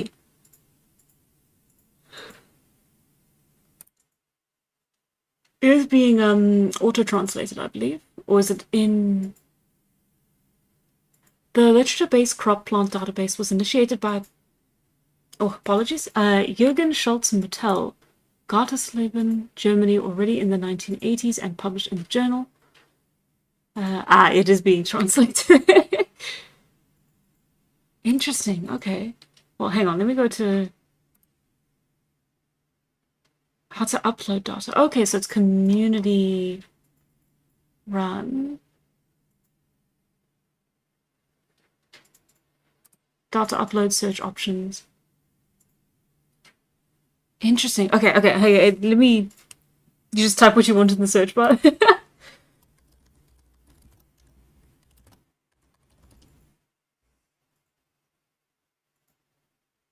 Hmm.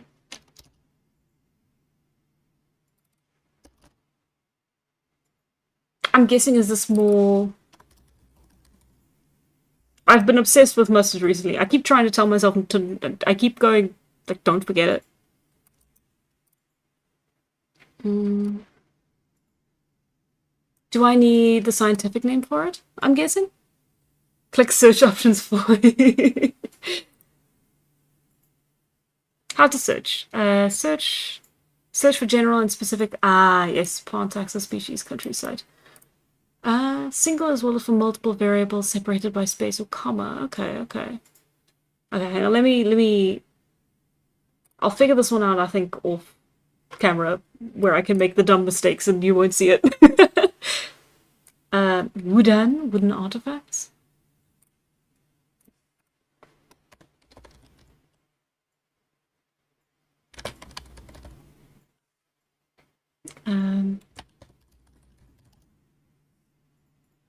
Okay, research. It's conservation. There we go. And then I'm very sorry if I'm butchering this, Eamon. You just type what you want in the search bar, click search options. Yes, okay, okay. Sorry, that was for the last one. I know.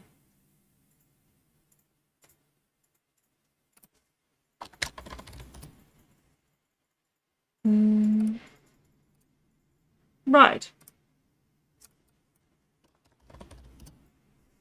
Sorry, I know this must be incredibly frustrating to look at. Interesting, okay. Late middle... Oh my gosh. Dang it, the internet's such a big place. I don't know any of these existed. This is perfect.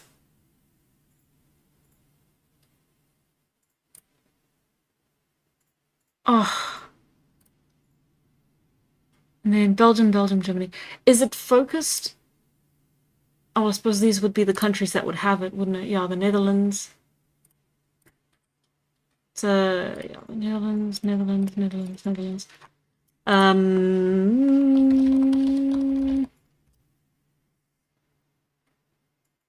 Nah, not quite. What's a tropical? Ah. Oh, that's interesting. Okay. I'm doing the thing again, aren't I? Yes. Okay, yeah, that's dumb of me. And then palm. Late Middle Ages, Belgium, Belgium, Belgium, Belgium. Interesting. Box. Listen, it doesn't actually say what it's made of. Oh well, oh well, oh well, oh well, oh well. I'll figure it out, I'll figure it out. Okay. And then, IWGP, more generalized.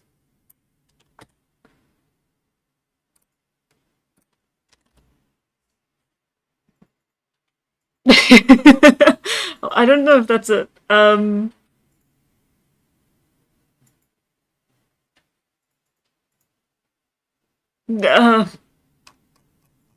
more general? IWGP, did I... I'm assuming that's not what it meant, which is a pity. Journal articles, drop-down menu articles, vegetation history. IWGP... I always type history like that, don't... Not the championship, yeah.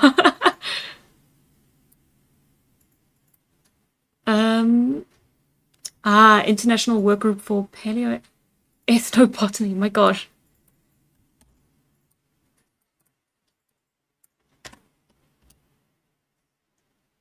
There we go. IWGP. Trees, yeah, that would have been better.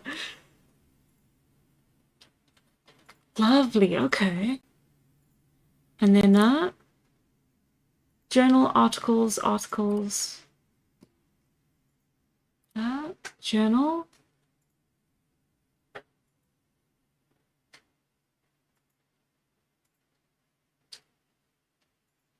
Am I in the right place? Ah. Maybe. No, this is a completely different website.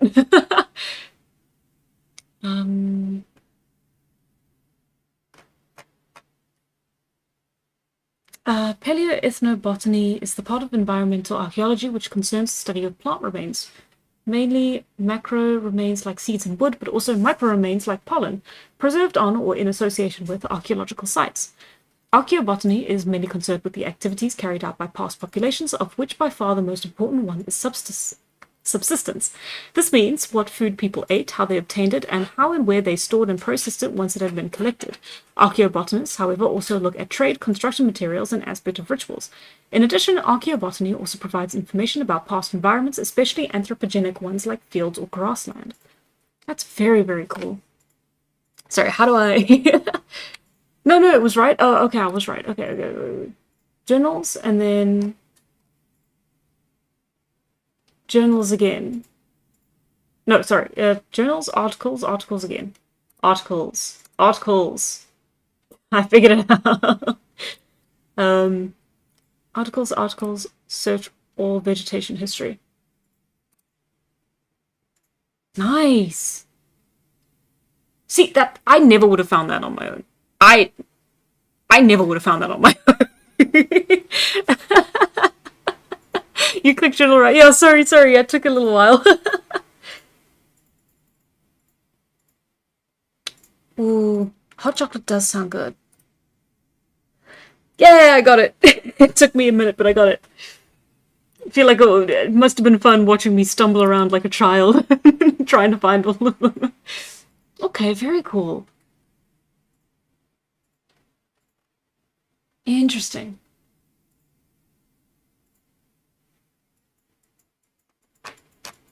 Okay. This one I need to click around a bit and figure out proper. I think this one as well, just because of the scientific names.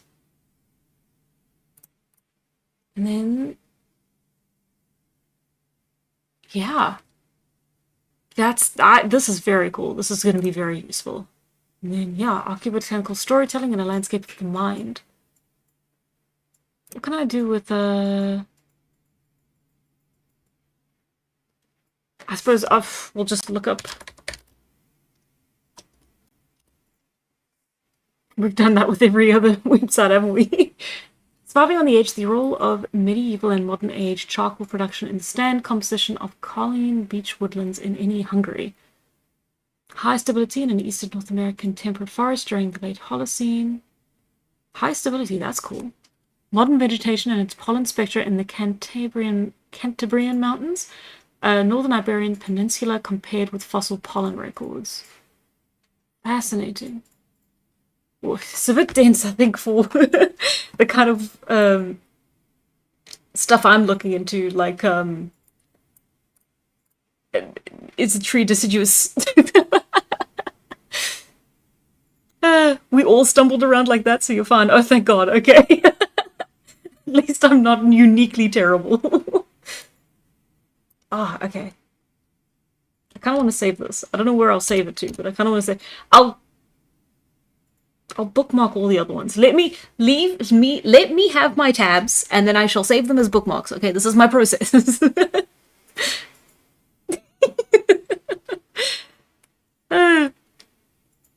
Hannah's showing her age, being unable to search up educational tree websites into Google search. For shame, I say. Oh, my ripe old age of 24.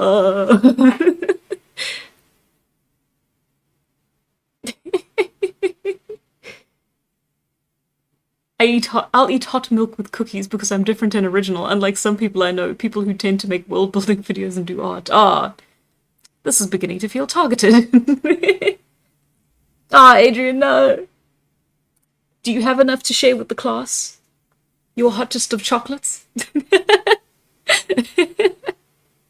Oh, like I said, these are more generalized articles rather than something specific. Ah, I see. Thank you very much, Iman. Yeah, I'll look into them proper when I'm not on camera and stumbling around and unable to type. I swear my typing gets at least 30% worse whenever I know people are looking at me. That means I'm older than Hannah. You are beneath me, peasant. Not for long. Do you have these notes saved in some sort of backup? Yes. So this is OneNote. So it automatically saves, automatically backs up. Okay, no, it doesn't automatically back up. I manually back it up. And the reason I manually back it up is because every single time I back it up, it it thinks that this entire tab that I have most of my work done in is just it doesn't know where to put it. It seems to think that it's like it's in the wrong spot, and then it gets put in like the like unsorted section of the, and it annoys the heck out of me. So it's manual, but I can back it up and I can save it, and it is saved to the cloud. I have learned my lesson.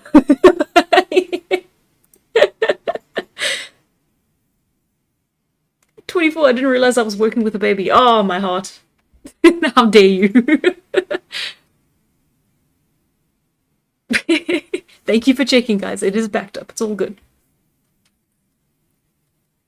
Good thing, Anna, you've learned a lot, and even now you become wiser. Ah, yes. I'm very wise. Incredibly so. Okay, the nuts can be stored as is or roasted. I'm a little scared to look into catkins.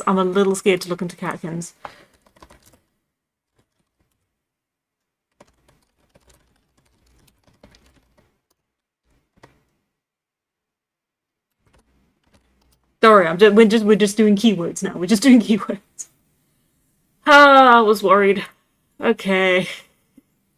Okay, the nuts are edible. I know that, but now what about the catkins? If I get no significant results, I shall simply say they can't. Roughly triangular and edible. I'm gonna say that's...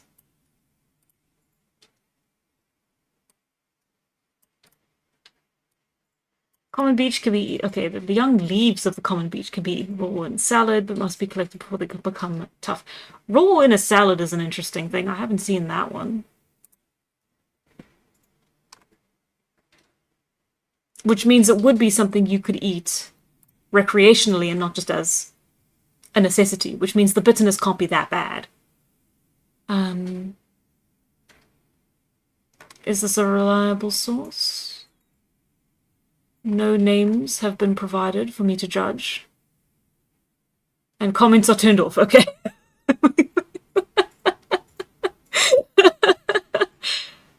I'm just gonna Cut my losses, cut my losses.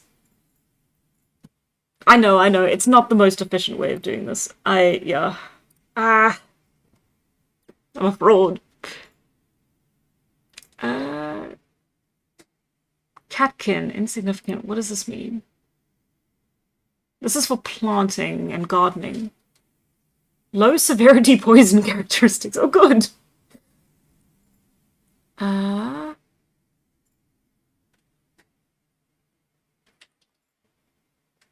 Interesting. Europe, Asia, and North America. Young leaves can be cooked for greens in the spring. Okay, so cooked for greens is an interesting one as well.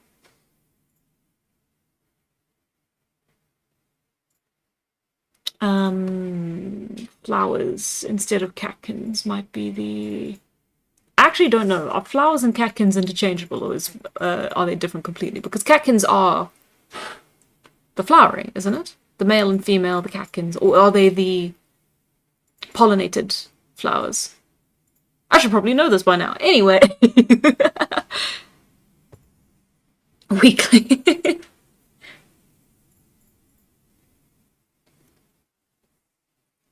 Let's see.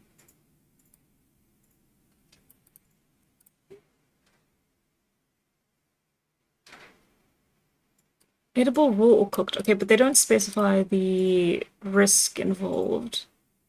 Poison severity, low. Poison symptoms can cause stomach upset if eaten raw or unripe. There we go. That's comforting to see. Okay, flower inflorescence, catkin. Nice, okay. Austin answered, Your Honor. I forget the difference personally. Nice. That makes the two of us.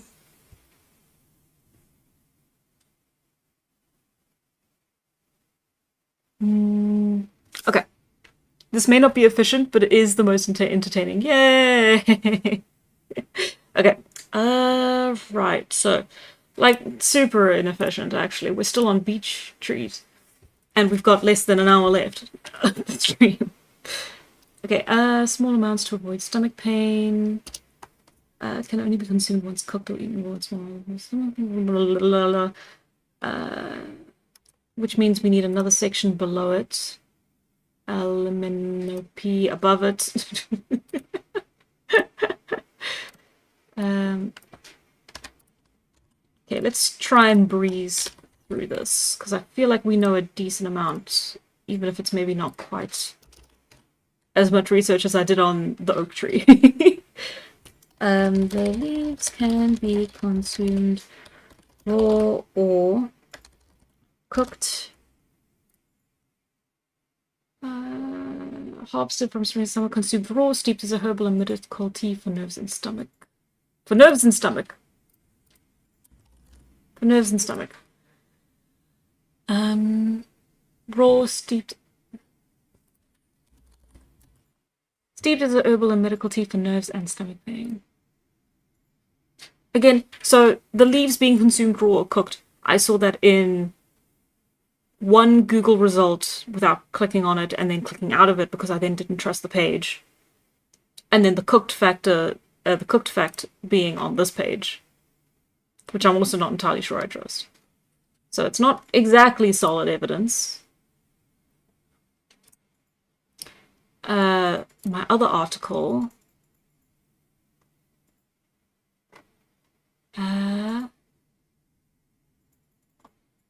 doesn't seem to be very helpful. Deciduous, oval-shaped, dark green, appearance, size, distribution, edible. Common beech has two edible parts, the leaves and the nuts, sometimes known as a beech mast. The leaves are best eaten while they are young, and within the first few weeks of appearing in the tree, they become too bitter and or tough after that. Use the youngest beech leaves in our wild spring salad recipe. There we go, that was it. Used in a salad. That's two sources. Sources, quote unquote. Beech nuts are edible and can be consumed by humans, though they have a high tannin content and slightly bitter taste. High tannin, bitter. They are also an important food source for wildlife. Humans and livestock can consume them. Fed to pigs to fatten them up in the autumn. Beech nuts are sweet, nutrient-dense nuts that can be foraged in the autumn. Can be eaten raw, dangerous. Medicinal uses. The trees were also thought to have medicinal properties, and its leaves were boiled to make a poultice, which was used to relieve swellings. Okay. Elsewhere. I did click on that. I didn't think that was a worthwhile thing. Okay. Don't think that's going to be super helpful. Seed yield and morphological variations, not quite what we're looking for. Beech nuts. 270. 262. Acorns. 269, 270 beech nuts. Beech family, along with the acorn, is the American beech, a Fagus grandifolia. The generic name Fagus is derived from the Greek word. Edible character of the nut, a fattening feed for hogs and poultry. Beech has been intimately associated with books and writing. Messages were inevitably scratched on the smooth, light grey surface of the bark of the European beech. Beech comes from Bois. Mispronouncing that, don't worry about it. Book in English. As a monumental tree, the beech has no rival. For many centuries, its bark has served as a convenient place to register challenges to the enemy. Epitaphs, and most frequently the initials of loved ones. It's cool information. That's very cool. I like that a lot.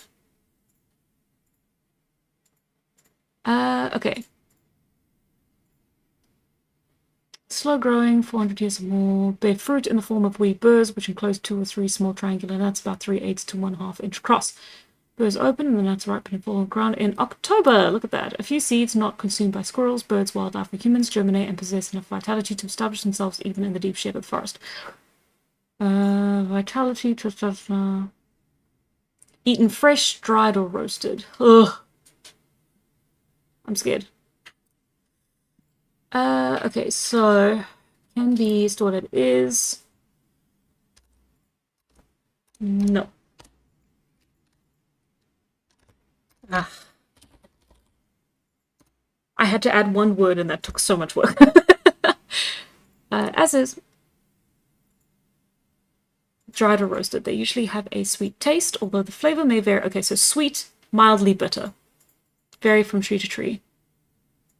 Sweet, mildly bitter.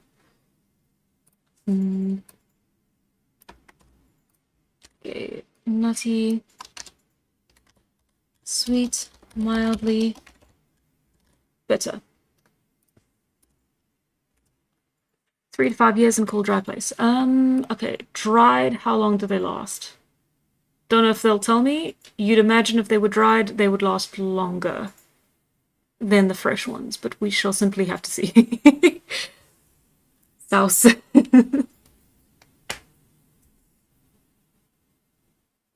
Nothing. Favorite foodstuffs. Shells can be removed readily with the fingernails. Oh, that's really good to know. I've read this before. Why did I not remember that? It's because I read it on Sunday. It's been a while since then. So that would go into foraging. Right, okay, so...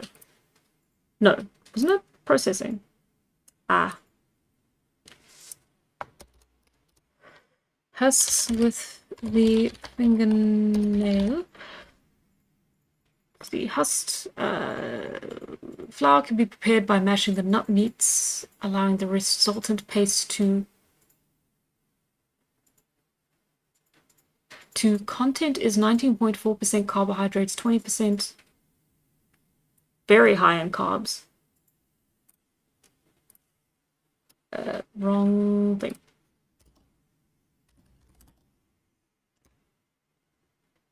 Carbohydrate dense. Again, I'm not going into numbers. I just want to have a general overview because numbers scare me. And as a substitute for butter. Is that just like if you mash it? Because yeah, the high oil content means you're not really ending up with a dry flour. It's more of a paste. But it does say flour can be prepared by mashing the nut meats, allowing the resultant paste. So it's not a flour, it's a paste. I like that a lot. Okay, so I read this ages ago, thought, that's interesting, and then ages ago. I read this 4 days ago, went, that's interesting, and never thought of it again, and I've wasted all of our time. This is a lot of good information.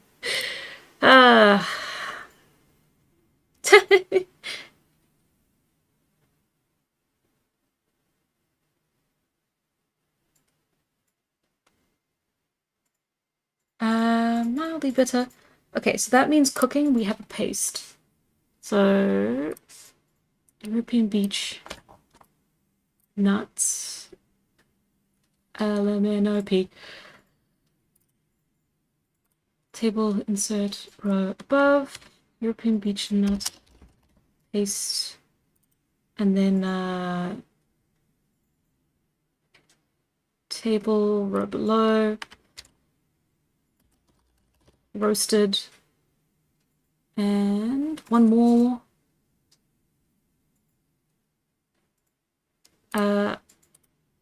Just raw, right? Okay, so just raw.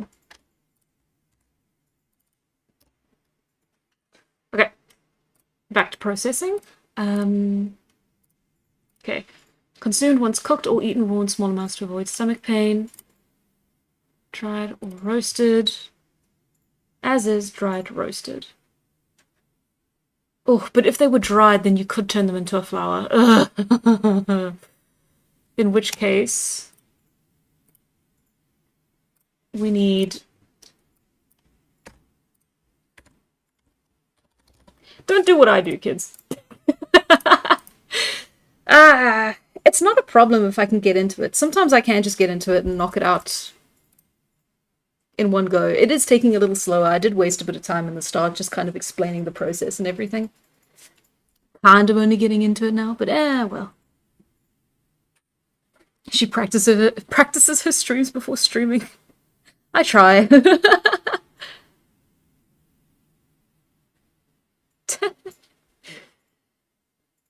Okay. Okay, so we have the paste, then we have the dry flour. In Germany, the oil of the European beech nut has been utilized as a salad oil and as a substitute for butter. France, roasted and ground beech nuts have occasionally served as a substitute for coffee. Don't tell me these things. This is scary. It's too much. During times of famine in Scandinavia, beechwood sawdust was boiled in water, baked, and mixed with flour to make bread. That's another survival food. Not sure if I'm gonna add it, though. Beechwood sawdust was boiled in... sawdust is a bit hard to come by in this point in time. Like, the kind of fine sawdust you're thinking of. Like, it's... Would it be? Would an axe produce... An axe feels like it would produce more sizable slivers. Anyway. Coffee!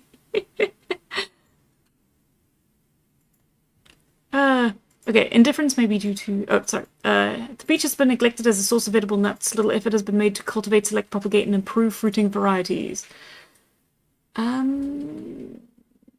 Frequency of unfilled, regularity, bearing habit of the trees, and the difficulty of harvesting the nut crop. At the present time, the only economic product of the beech in the United States is its wood. Excellent furniture, flooring, miscellaneous. Given the other competing wild and cultivated edible nuts in North America, the beech nut appears to have a limited potential for food or feed. The most significant value of the beech in the long run may be in landscaping, where it is in demand as a noble, symmetrical, nut-bearing tree, ornamental and attractive at every season for park planting. Oh, that's with it. Allowing the resultant paste to dry out, then grinding it. Beech nut meal can be used to make bread or biscuits, while the expanding, elongated, pointed beech bud may be eaten in the spring. Okay, so beech nut meal, which is the flour, I imagine. Is it the flour or the paste? Or is it a whole other thing? Similar to the chestnut. Elongated, pointed beech buds can be eaten in the spring. Okay, let's, leaves and buds. Back to foraging.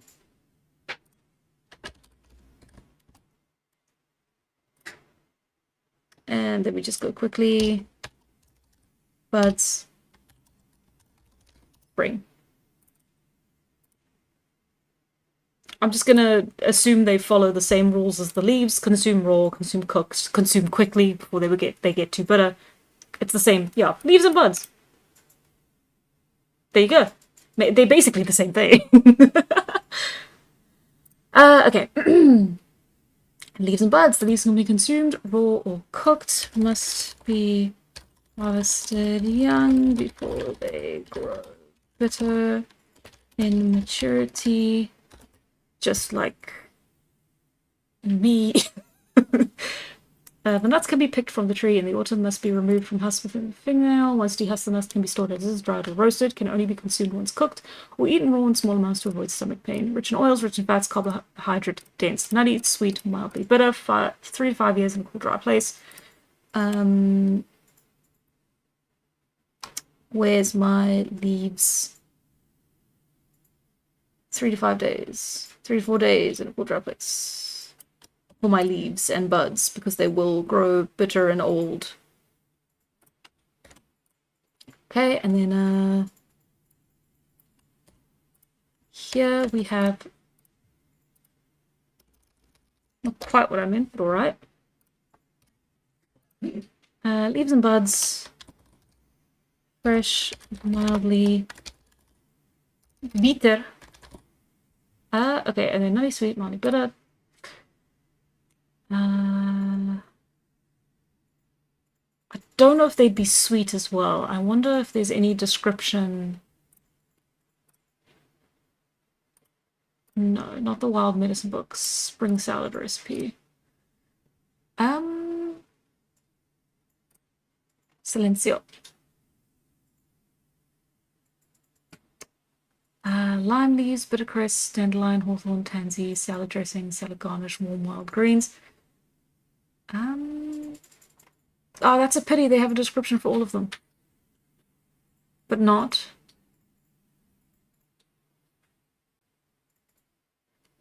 Did I misread that? Is it fancy trying them? Use the youngest beech leaves in our wild spring salad recipe. Silencio. It's okay. It's fine. I'm not disappointed or anything. Okay. Leaves can be consumed. You're eating leaves.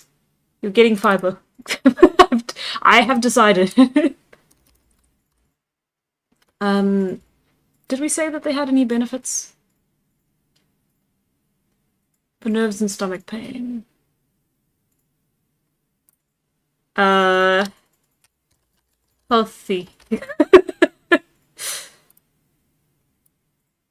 Do you mind? Healthy. Okay, and then carbohydrate dense, mildly bitter, 5 years in cool, dry place.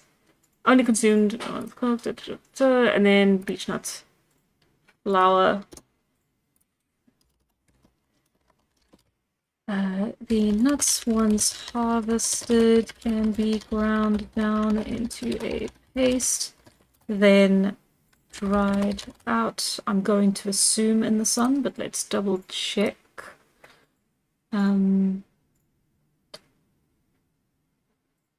Mashing, drying, grinding. Okay. Sounds like a fun night. Can be nuts, once harvested, can be mashed down to a paste, then dried out and before being ground down into a flour. Let's see. Ground down into a flour. How long does it last once you grind it down into a flour? Can be used to make bread or biscuits.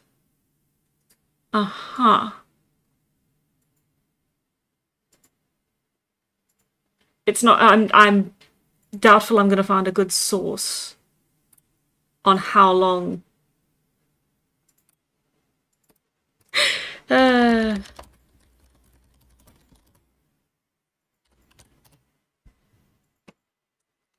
Beech nuts. The food is then gently cooked.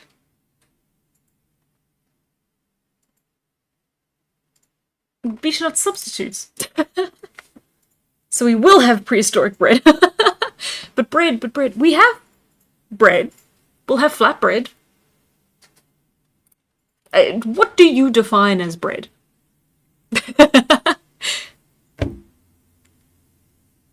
So we have a lot of like older breads that were made before the development of things like, you know, baking powder, yeast. So we could have flatbreads, but just the flatbreads. Can you have bread without wheat? Of course you can. You get rye bread, you get ancient grain bread, which I believe is a mix of several different types, which would probably be the most common here, because it would be a lot of different wild grains. They would probably look a little bit more like patties.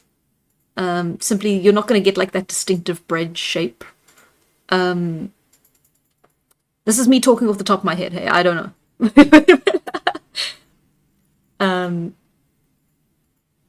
Oh, this is baby food website. I didn't even look. All-purpose flour. Yeah, I didn't think I would get very interesting results. Yeah, baby food. Okay.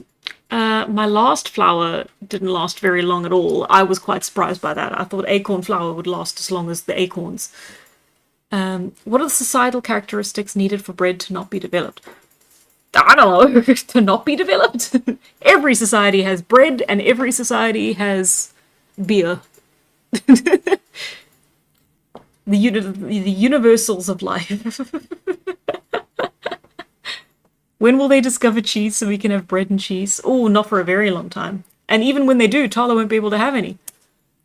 Okay. 3 to 4 months in a cool, dry place. I'm gonna be a bit cheeky and just kind of copy-paste that. And then I'm just gonna say not confirmed. So that means that I'm lying. And I won't put it in the comic if I don't have to.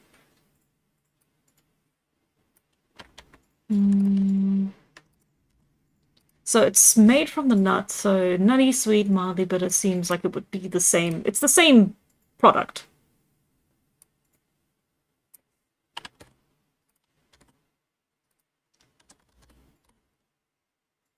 Semi.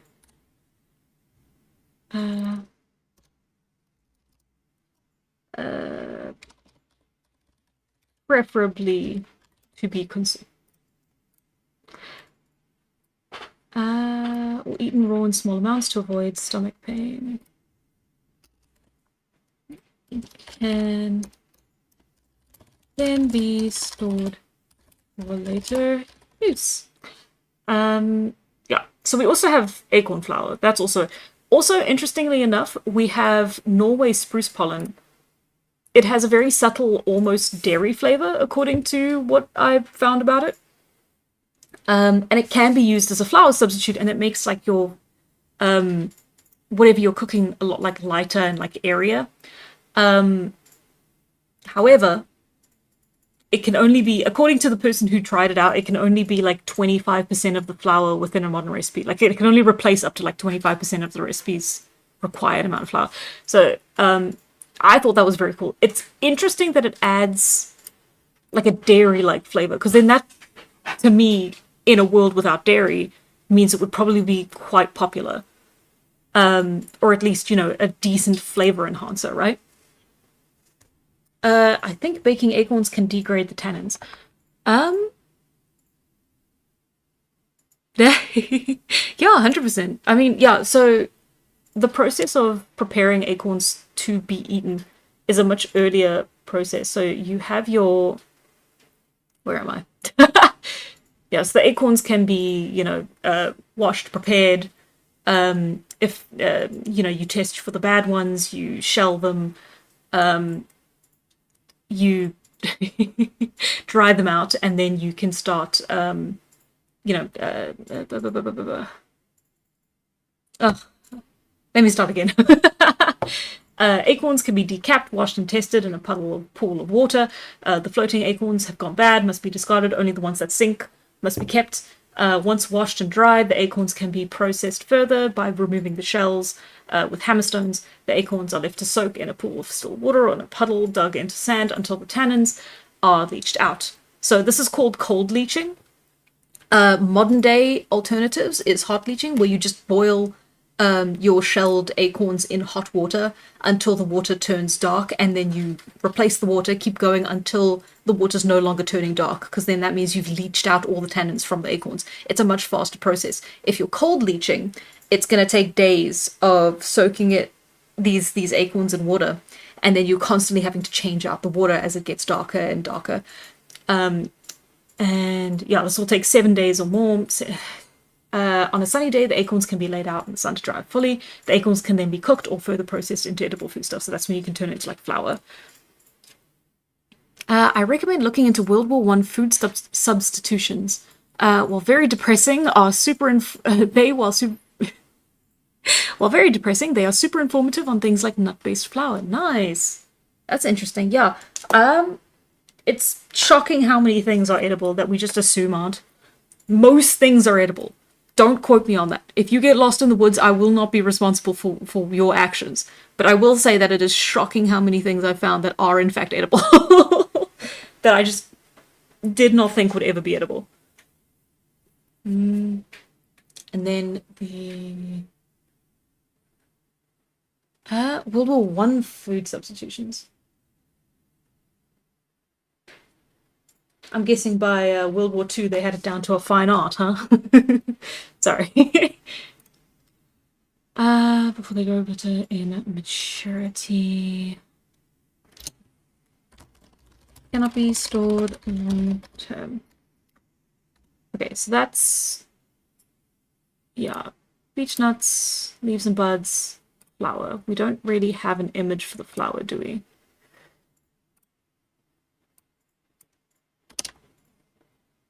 Oh, look at that. Maybe it was the shelf life point that made... oh, AI. All of them are AI? Okay. Why? Who did that? Why did you need that? Oh, okay. Lots of baby food, macadamia flour, coconut flour, beech nut butter, buckwheat flour. I guess the reason they needed AI is because no one's actually taken photos in real life. That's sad. Beech nut buckwheat batards. That's interesting, yeah. Coconut flour. I'm not gonna find a direct image, I don't think. Yeah, buckwheat, sunflower.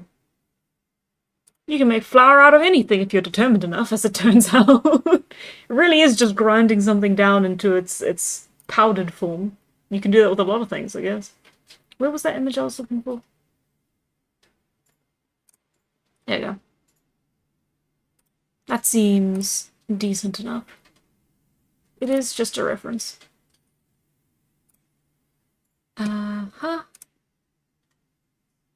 Remember, negative AI. Does that work with... I don't think that works with... No, you're kidding. No, you're...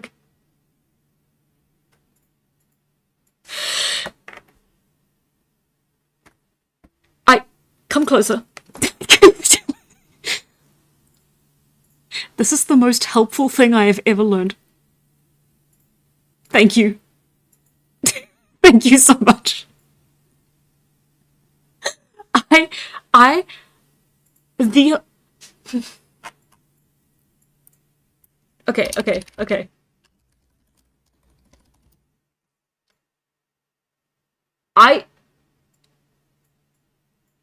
I need you to understand.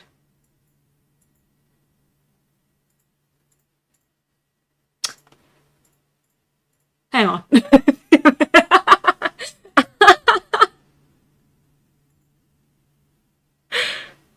Hang hang on.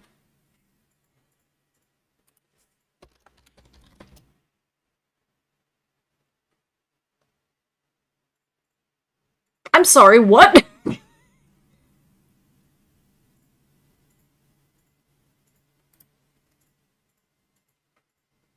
What?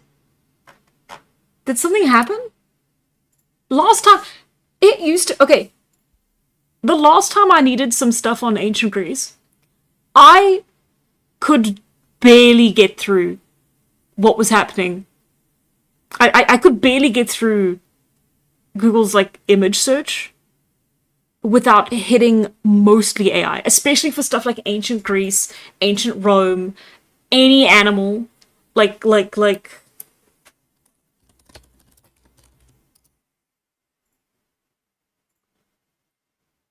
And it's just, this doesn't make sense. I only did it once though. I'm not kidding. The amount of AI for this kind of stuff is insane.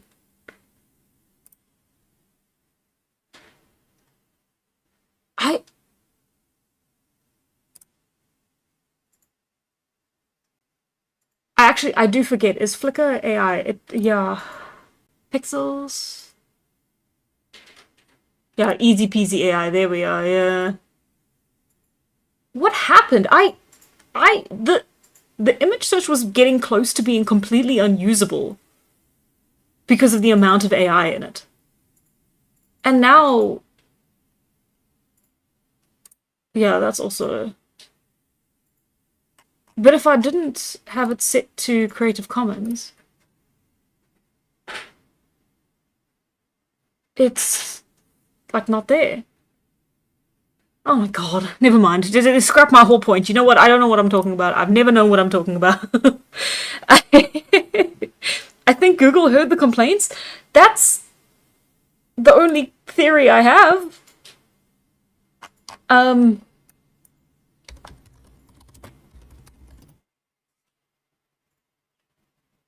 That was a big one. Labrador puppies, or like any sort of puppies. Oh my god. Because this is, I had to, for work, I had to find like, I had to draw a Labrador puppy, and so I was like looking for like reference images.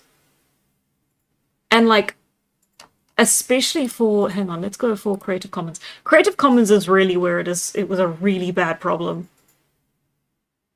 Yeah, that's like the first 10 results aren't AI.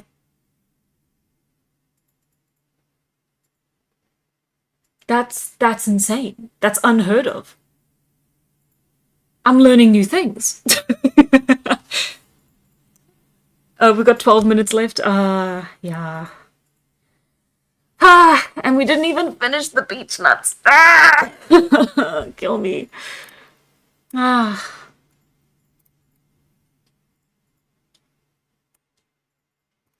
Let me just get the images then, and then we can call it.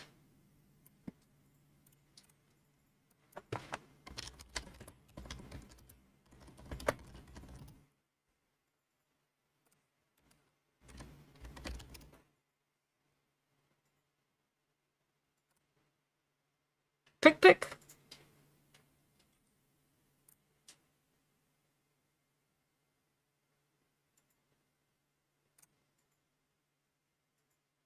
No, I like these. Thank you, Wikimedia. I owe you everything. Guys, support Wikimedia. I try to keep up with my yearly donation, but it's not very much. It's it's really not very much.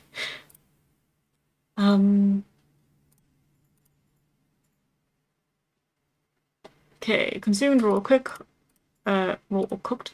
Not very much information, especially compared to the other ones that I have listed here. But I don't know, healthy seems fair. There's not that much on beech trees when it comes to cooking and eating. Not very as opposed to the acorns and spruce trees, which are very popular foraging trees sources. So I'm trying to think. I'll maybe come back to this if it really turns out that there's not that much information about it. But I have other trees that I have a lot more information on if I need them for the same basic process, right? Nothing about this tree is like super unique. And I've done more research on other trees that I'll probably pick over this one. If I need it for, like I said, any specific reason.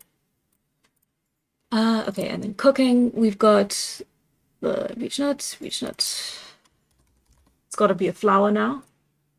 And roasted. Okay, and then that'll be my job. And then the medicine will be European beech. Oh, and then we also need leaves and buds. Allendiff.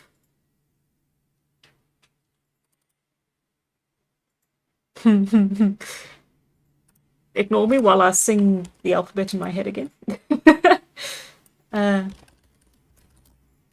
Leaves and buds. And then medicine, we've got European beech leaf tea.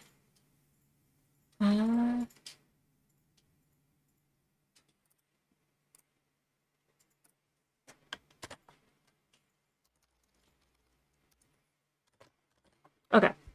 And I think that's a decent spot to leave it, because we're not really going to get much else done today. That is a shame. But I hope you see why everything I do takes so long now. It's because I'm wasting my time on this. I will say today's stream is a bit too steady for me. Oh, seeing how to do research for Paleolithic stuff is so much fun. Oh. Well, that makes me very happy. I'm glad. I'm very glad it wasn't too boring. I was kind of jumping back and forth. I was like, okay, well, there's a lot of demands, so I got to make this fun. And then also, it's research. It's not that much I can do to make it fun, but I hope it's fine. I went down a couple internet rabbit holes along the way. I think that's fine. I had some great. I found out some great news about AI images through Google search. That's fantastic too. Oh, bye, Phoenix. Thank you very, very much for sticking around. The whole stream, in fact, and for bullying me, which I'm fine with. Bye, Phoenix.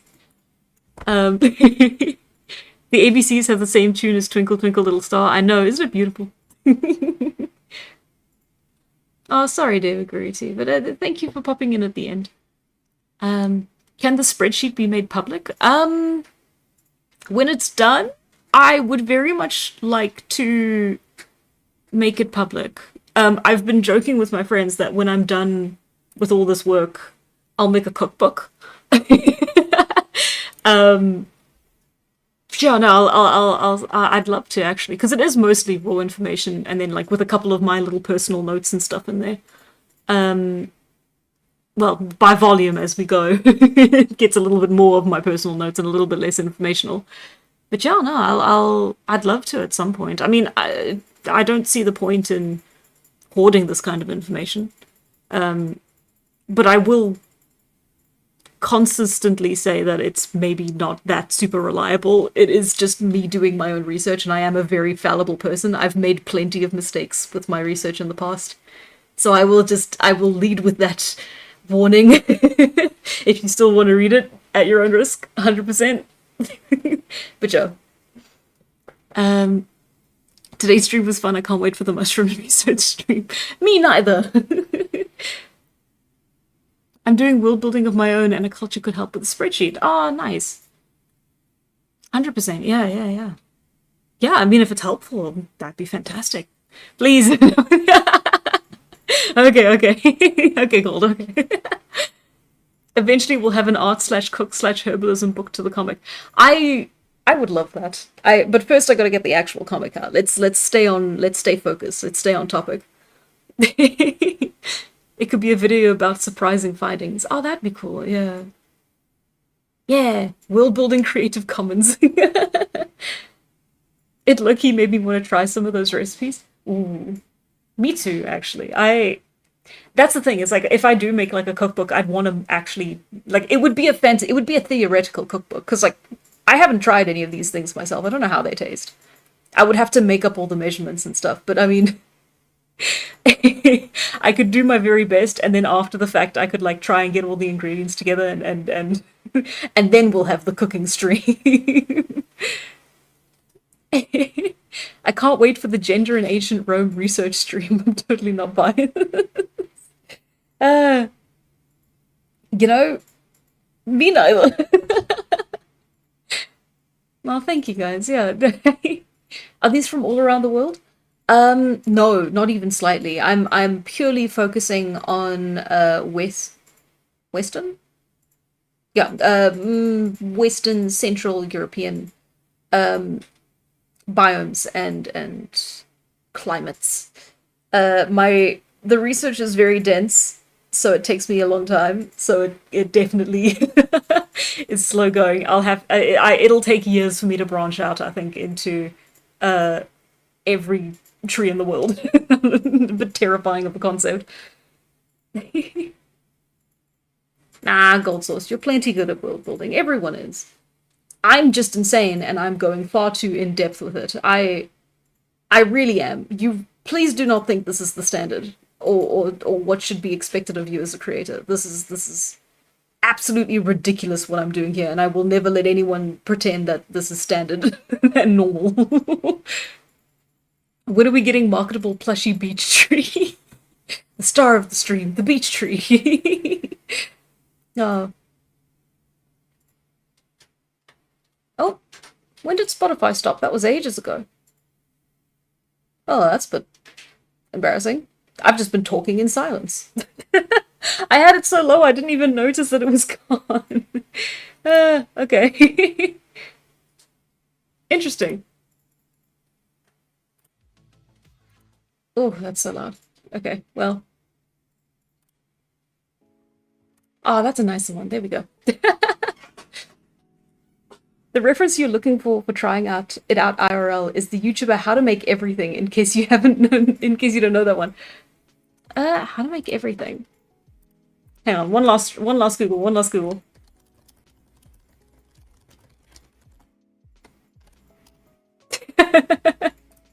I just have to, you know. Ooh. I forged my own tools and gun. Photography from scratch. Oh, I do know this one. Especially this one. This was cool. Fermented horse milk and fermented spit. Oh, isn't that a rice wine that you get? Uchi sake? I forget. Uchi osake? I'm making up words. I'm using two words that I definitely know and putting them together. And is our local starving schizophrenic artist. Yes, I am. Support your local starving schizophrenic artist. Oh. Oh, I was wondering if you covered lime trees. No, not at all. I'm sorry. I'll get on it one day. Start with the cosmological constant world building. That's terrifying. Okay. Beech tree ice cream. I have seen that. I've seen that. The guy who makes ice creams and stuff out of all the different trees. It's very, very entertaining. It's absolutely fantastic, actually. The tab list is still a monolith to creative humor. Don't worry about it. Don't worry about it. It's gotten even bigger over this course of the stream. Okay. Okay, guys. I shall leave you here. Thank you very, very much for watching, very much for joining, very much for sticking with me as I slowly sink into psychosis. I do think psychosis is a very accurate way to describe this. Jokingly, but still. But yeah, thank you all very, very much, and goodbye. Thank you. Hope you have a fantastic week. Bye. Bye.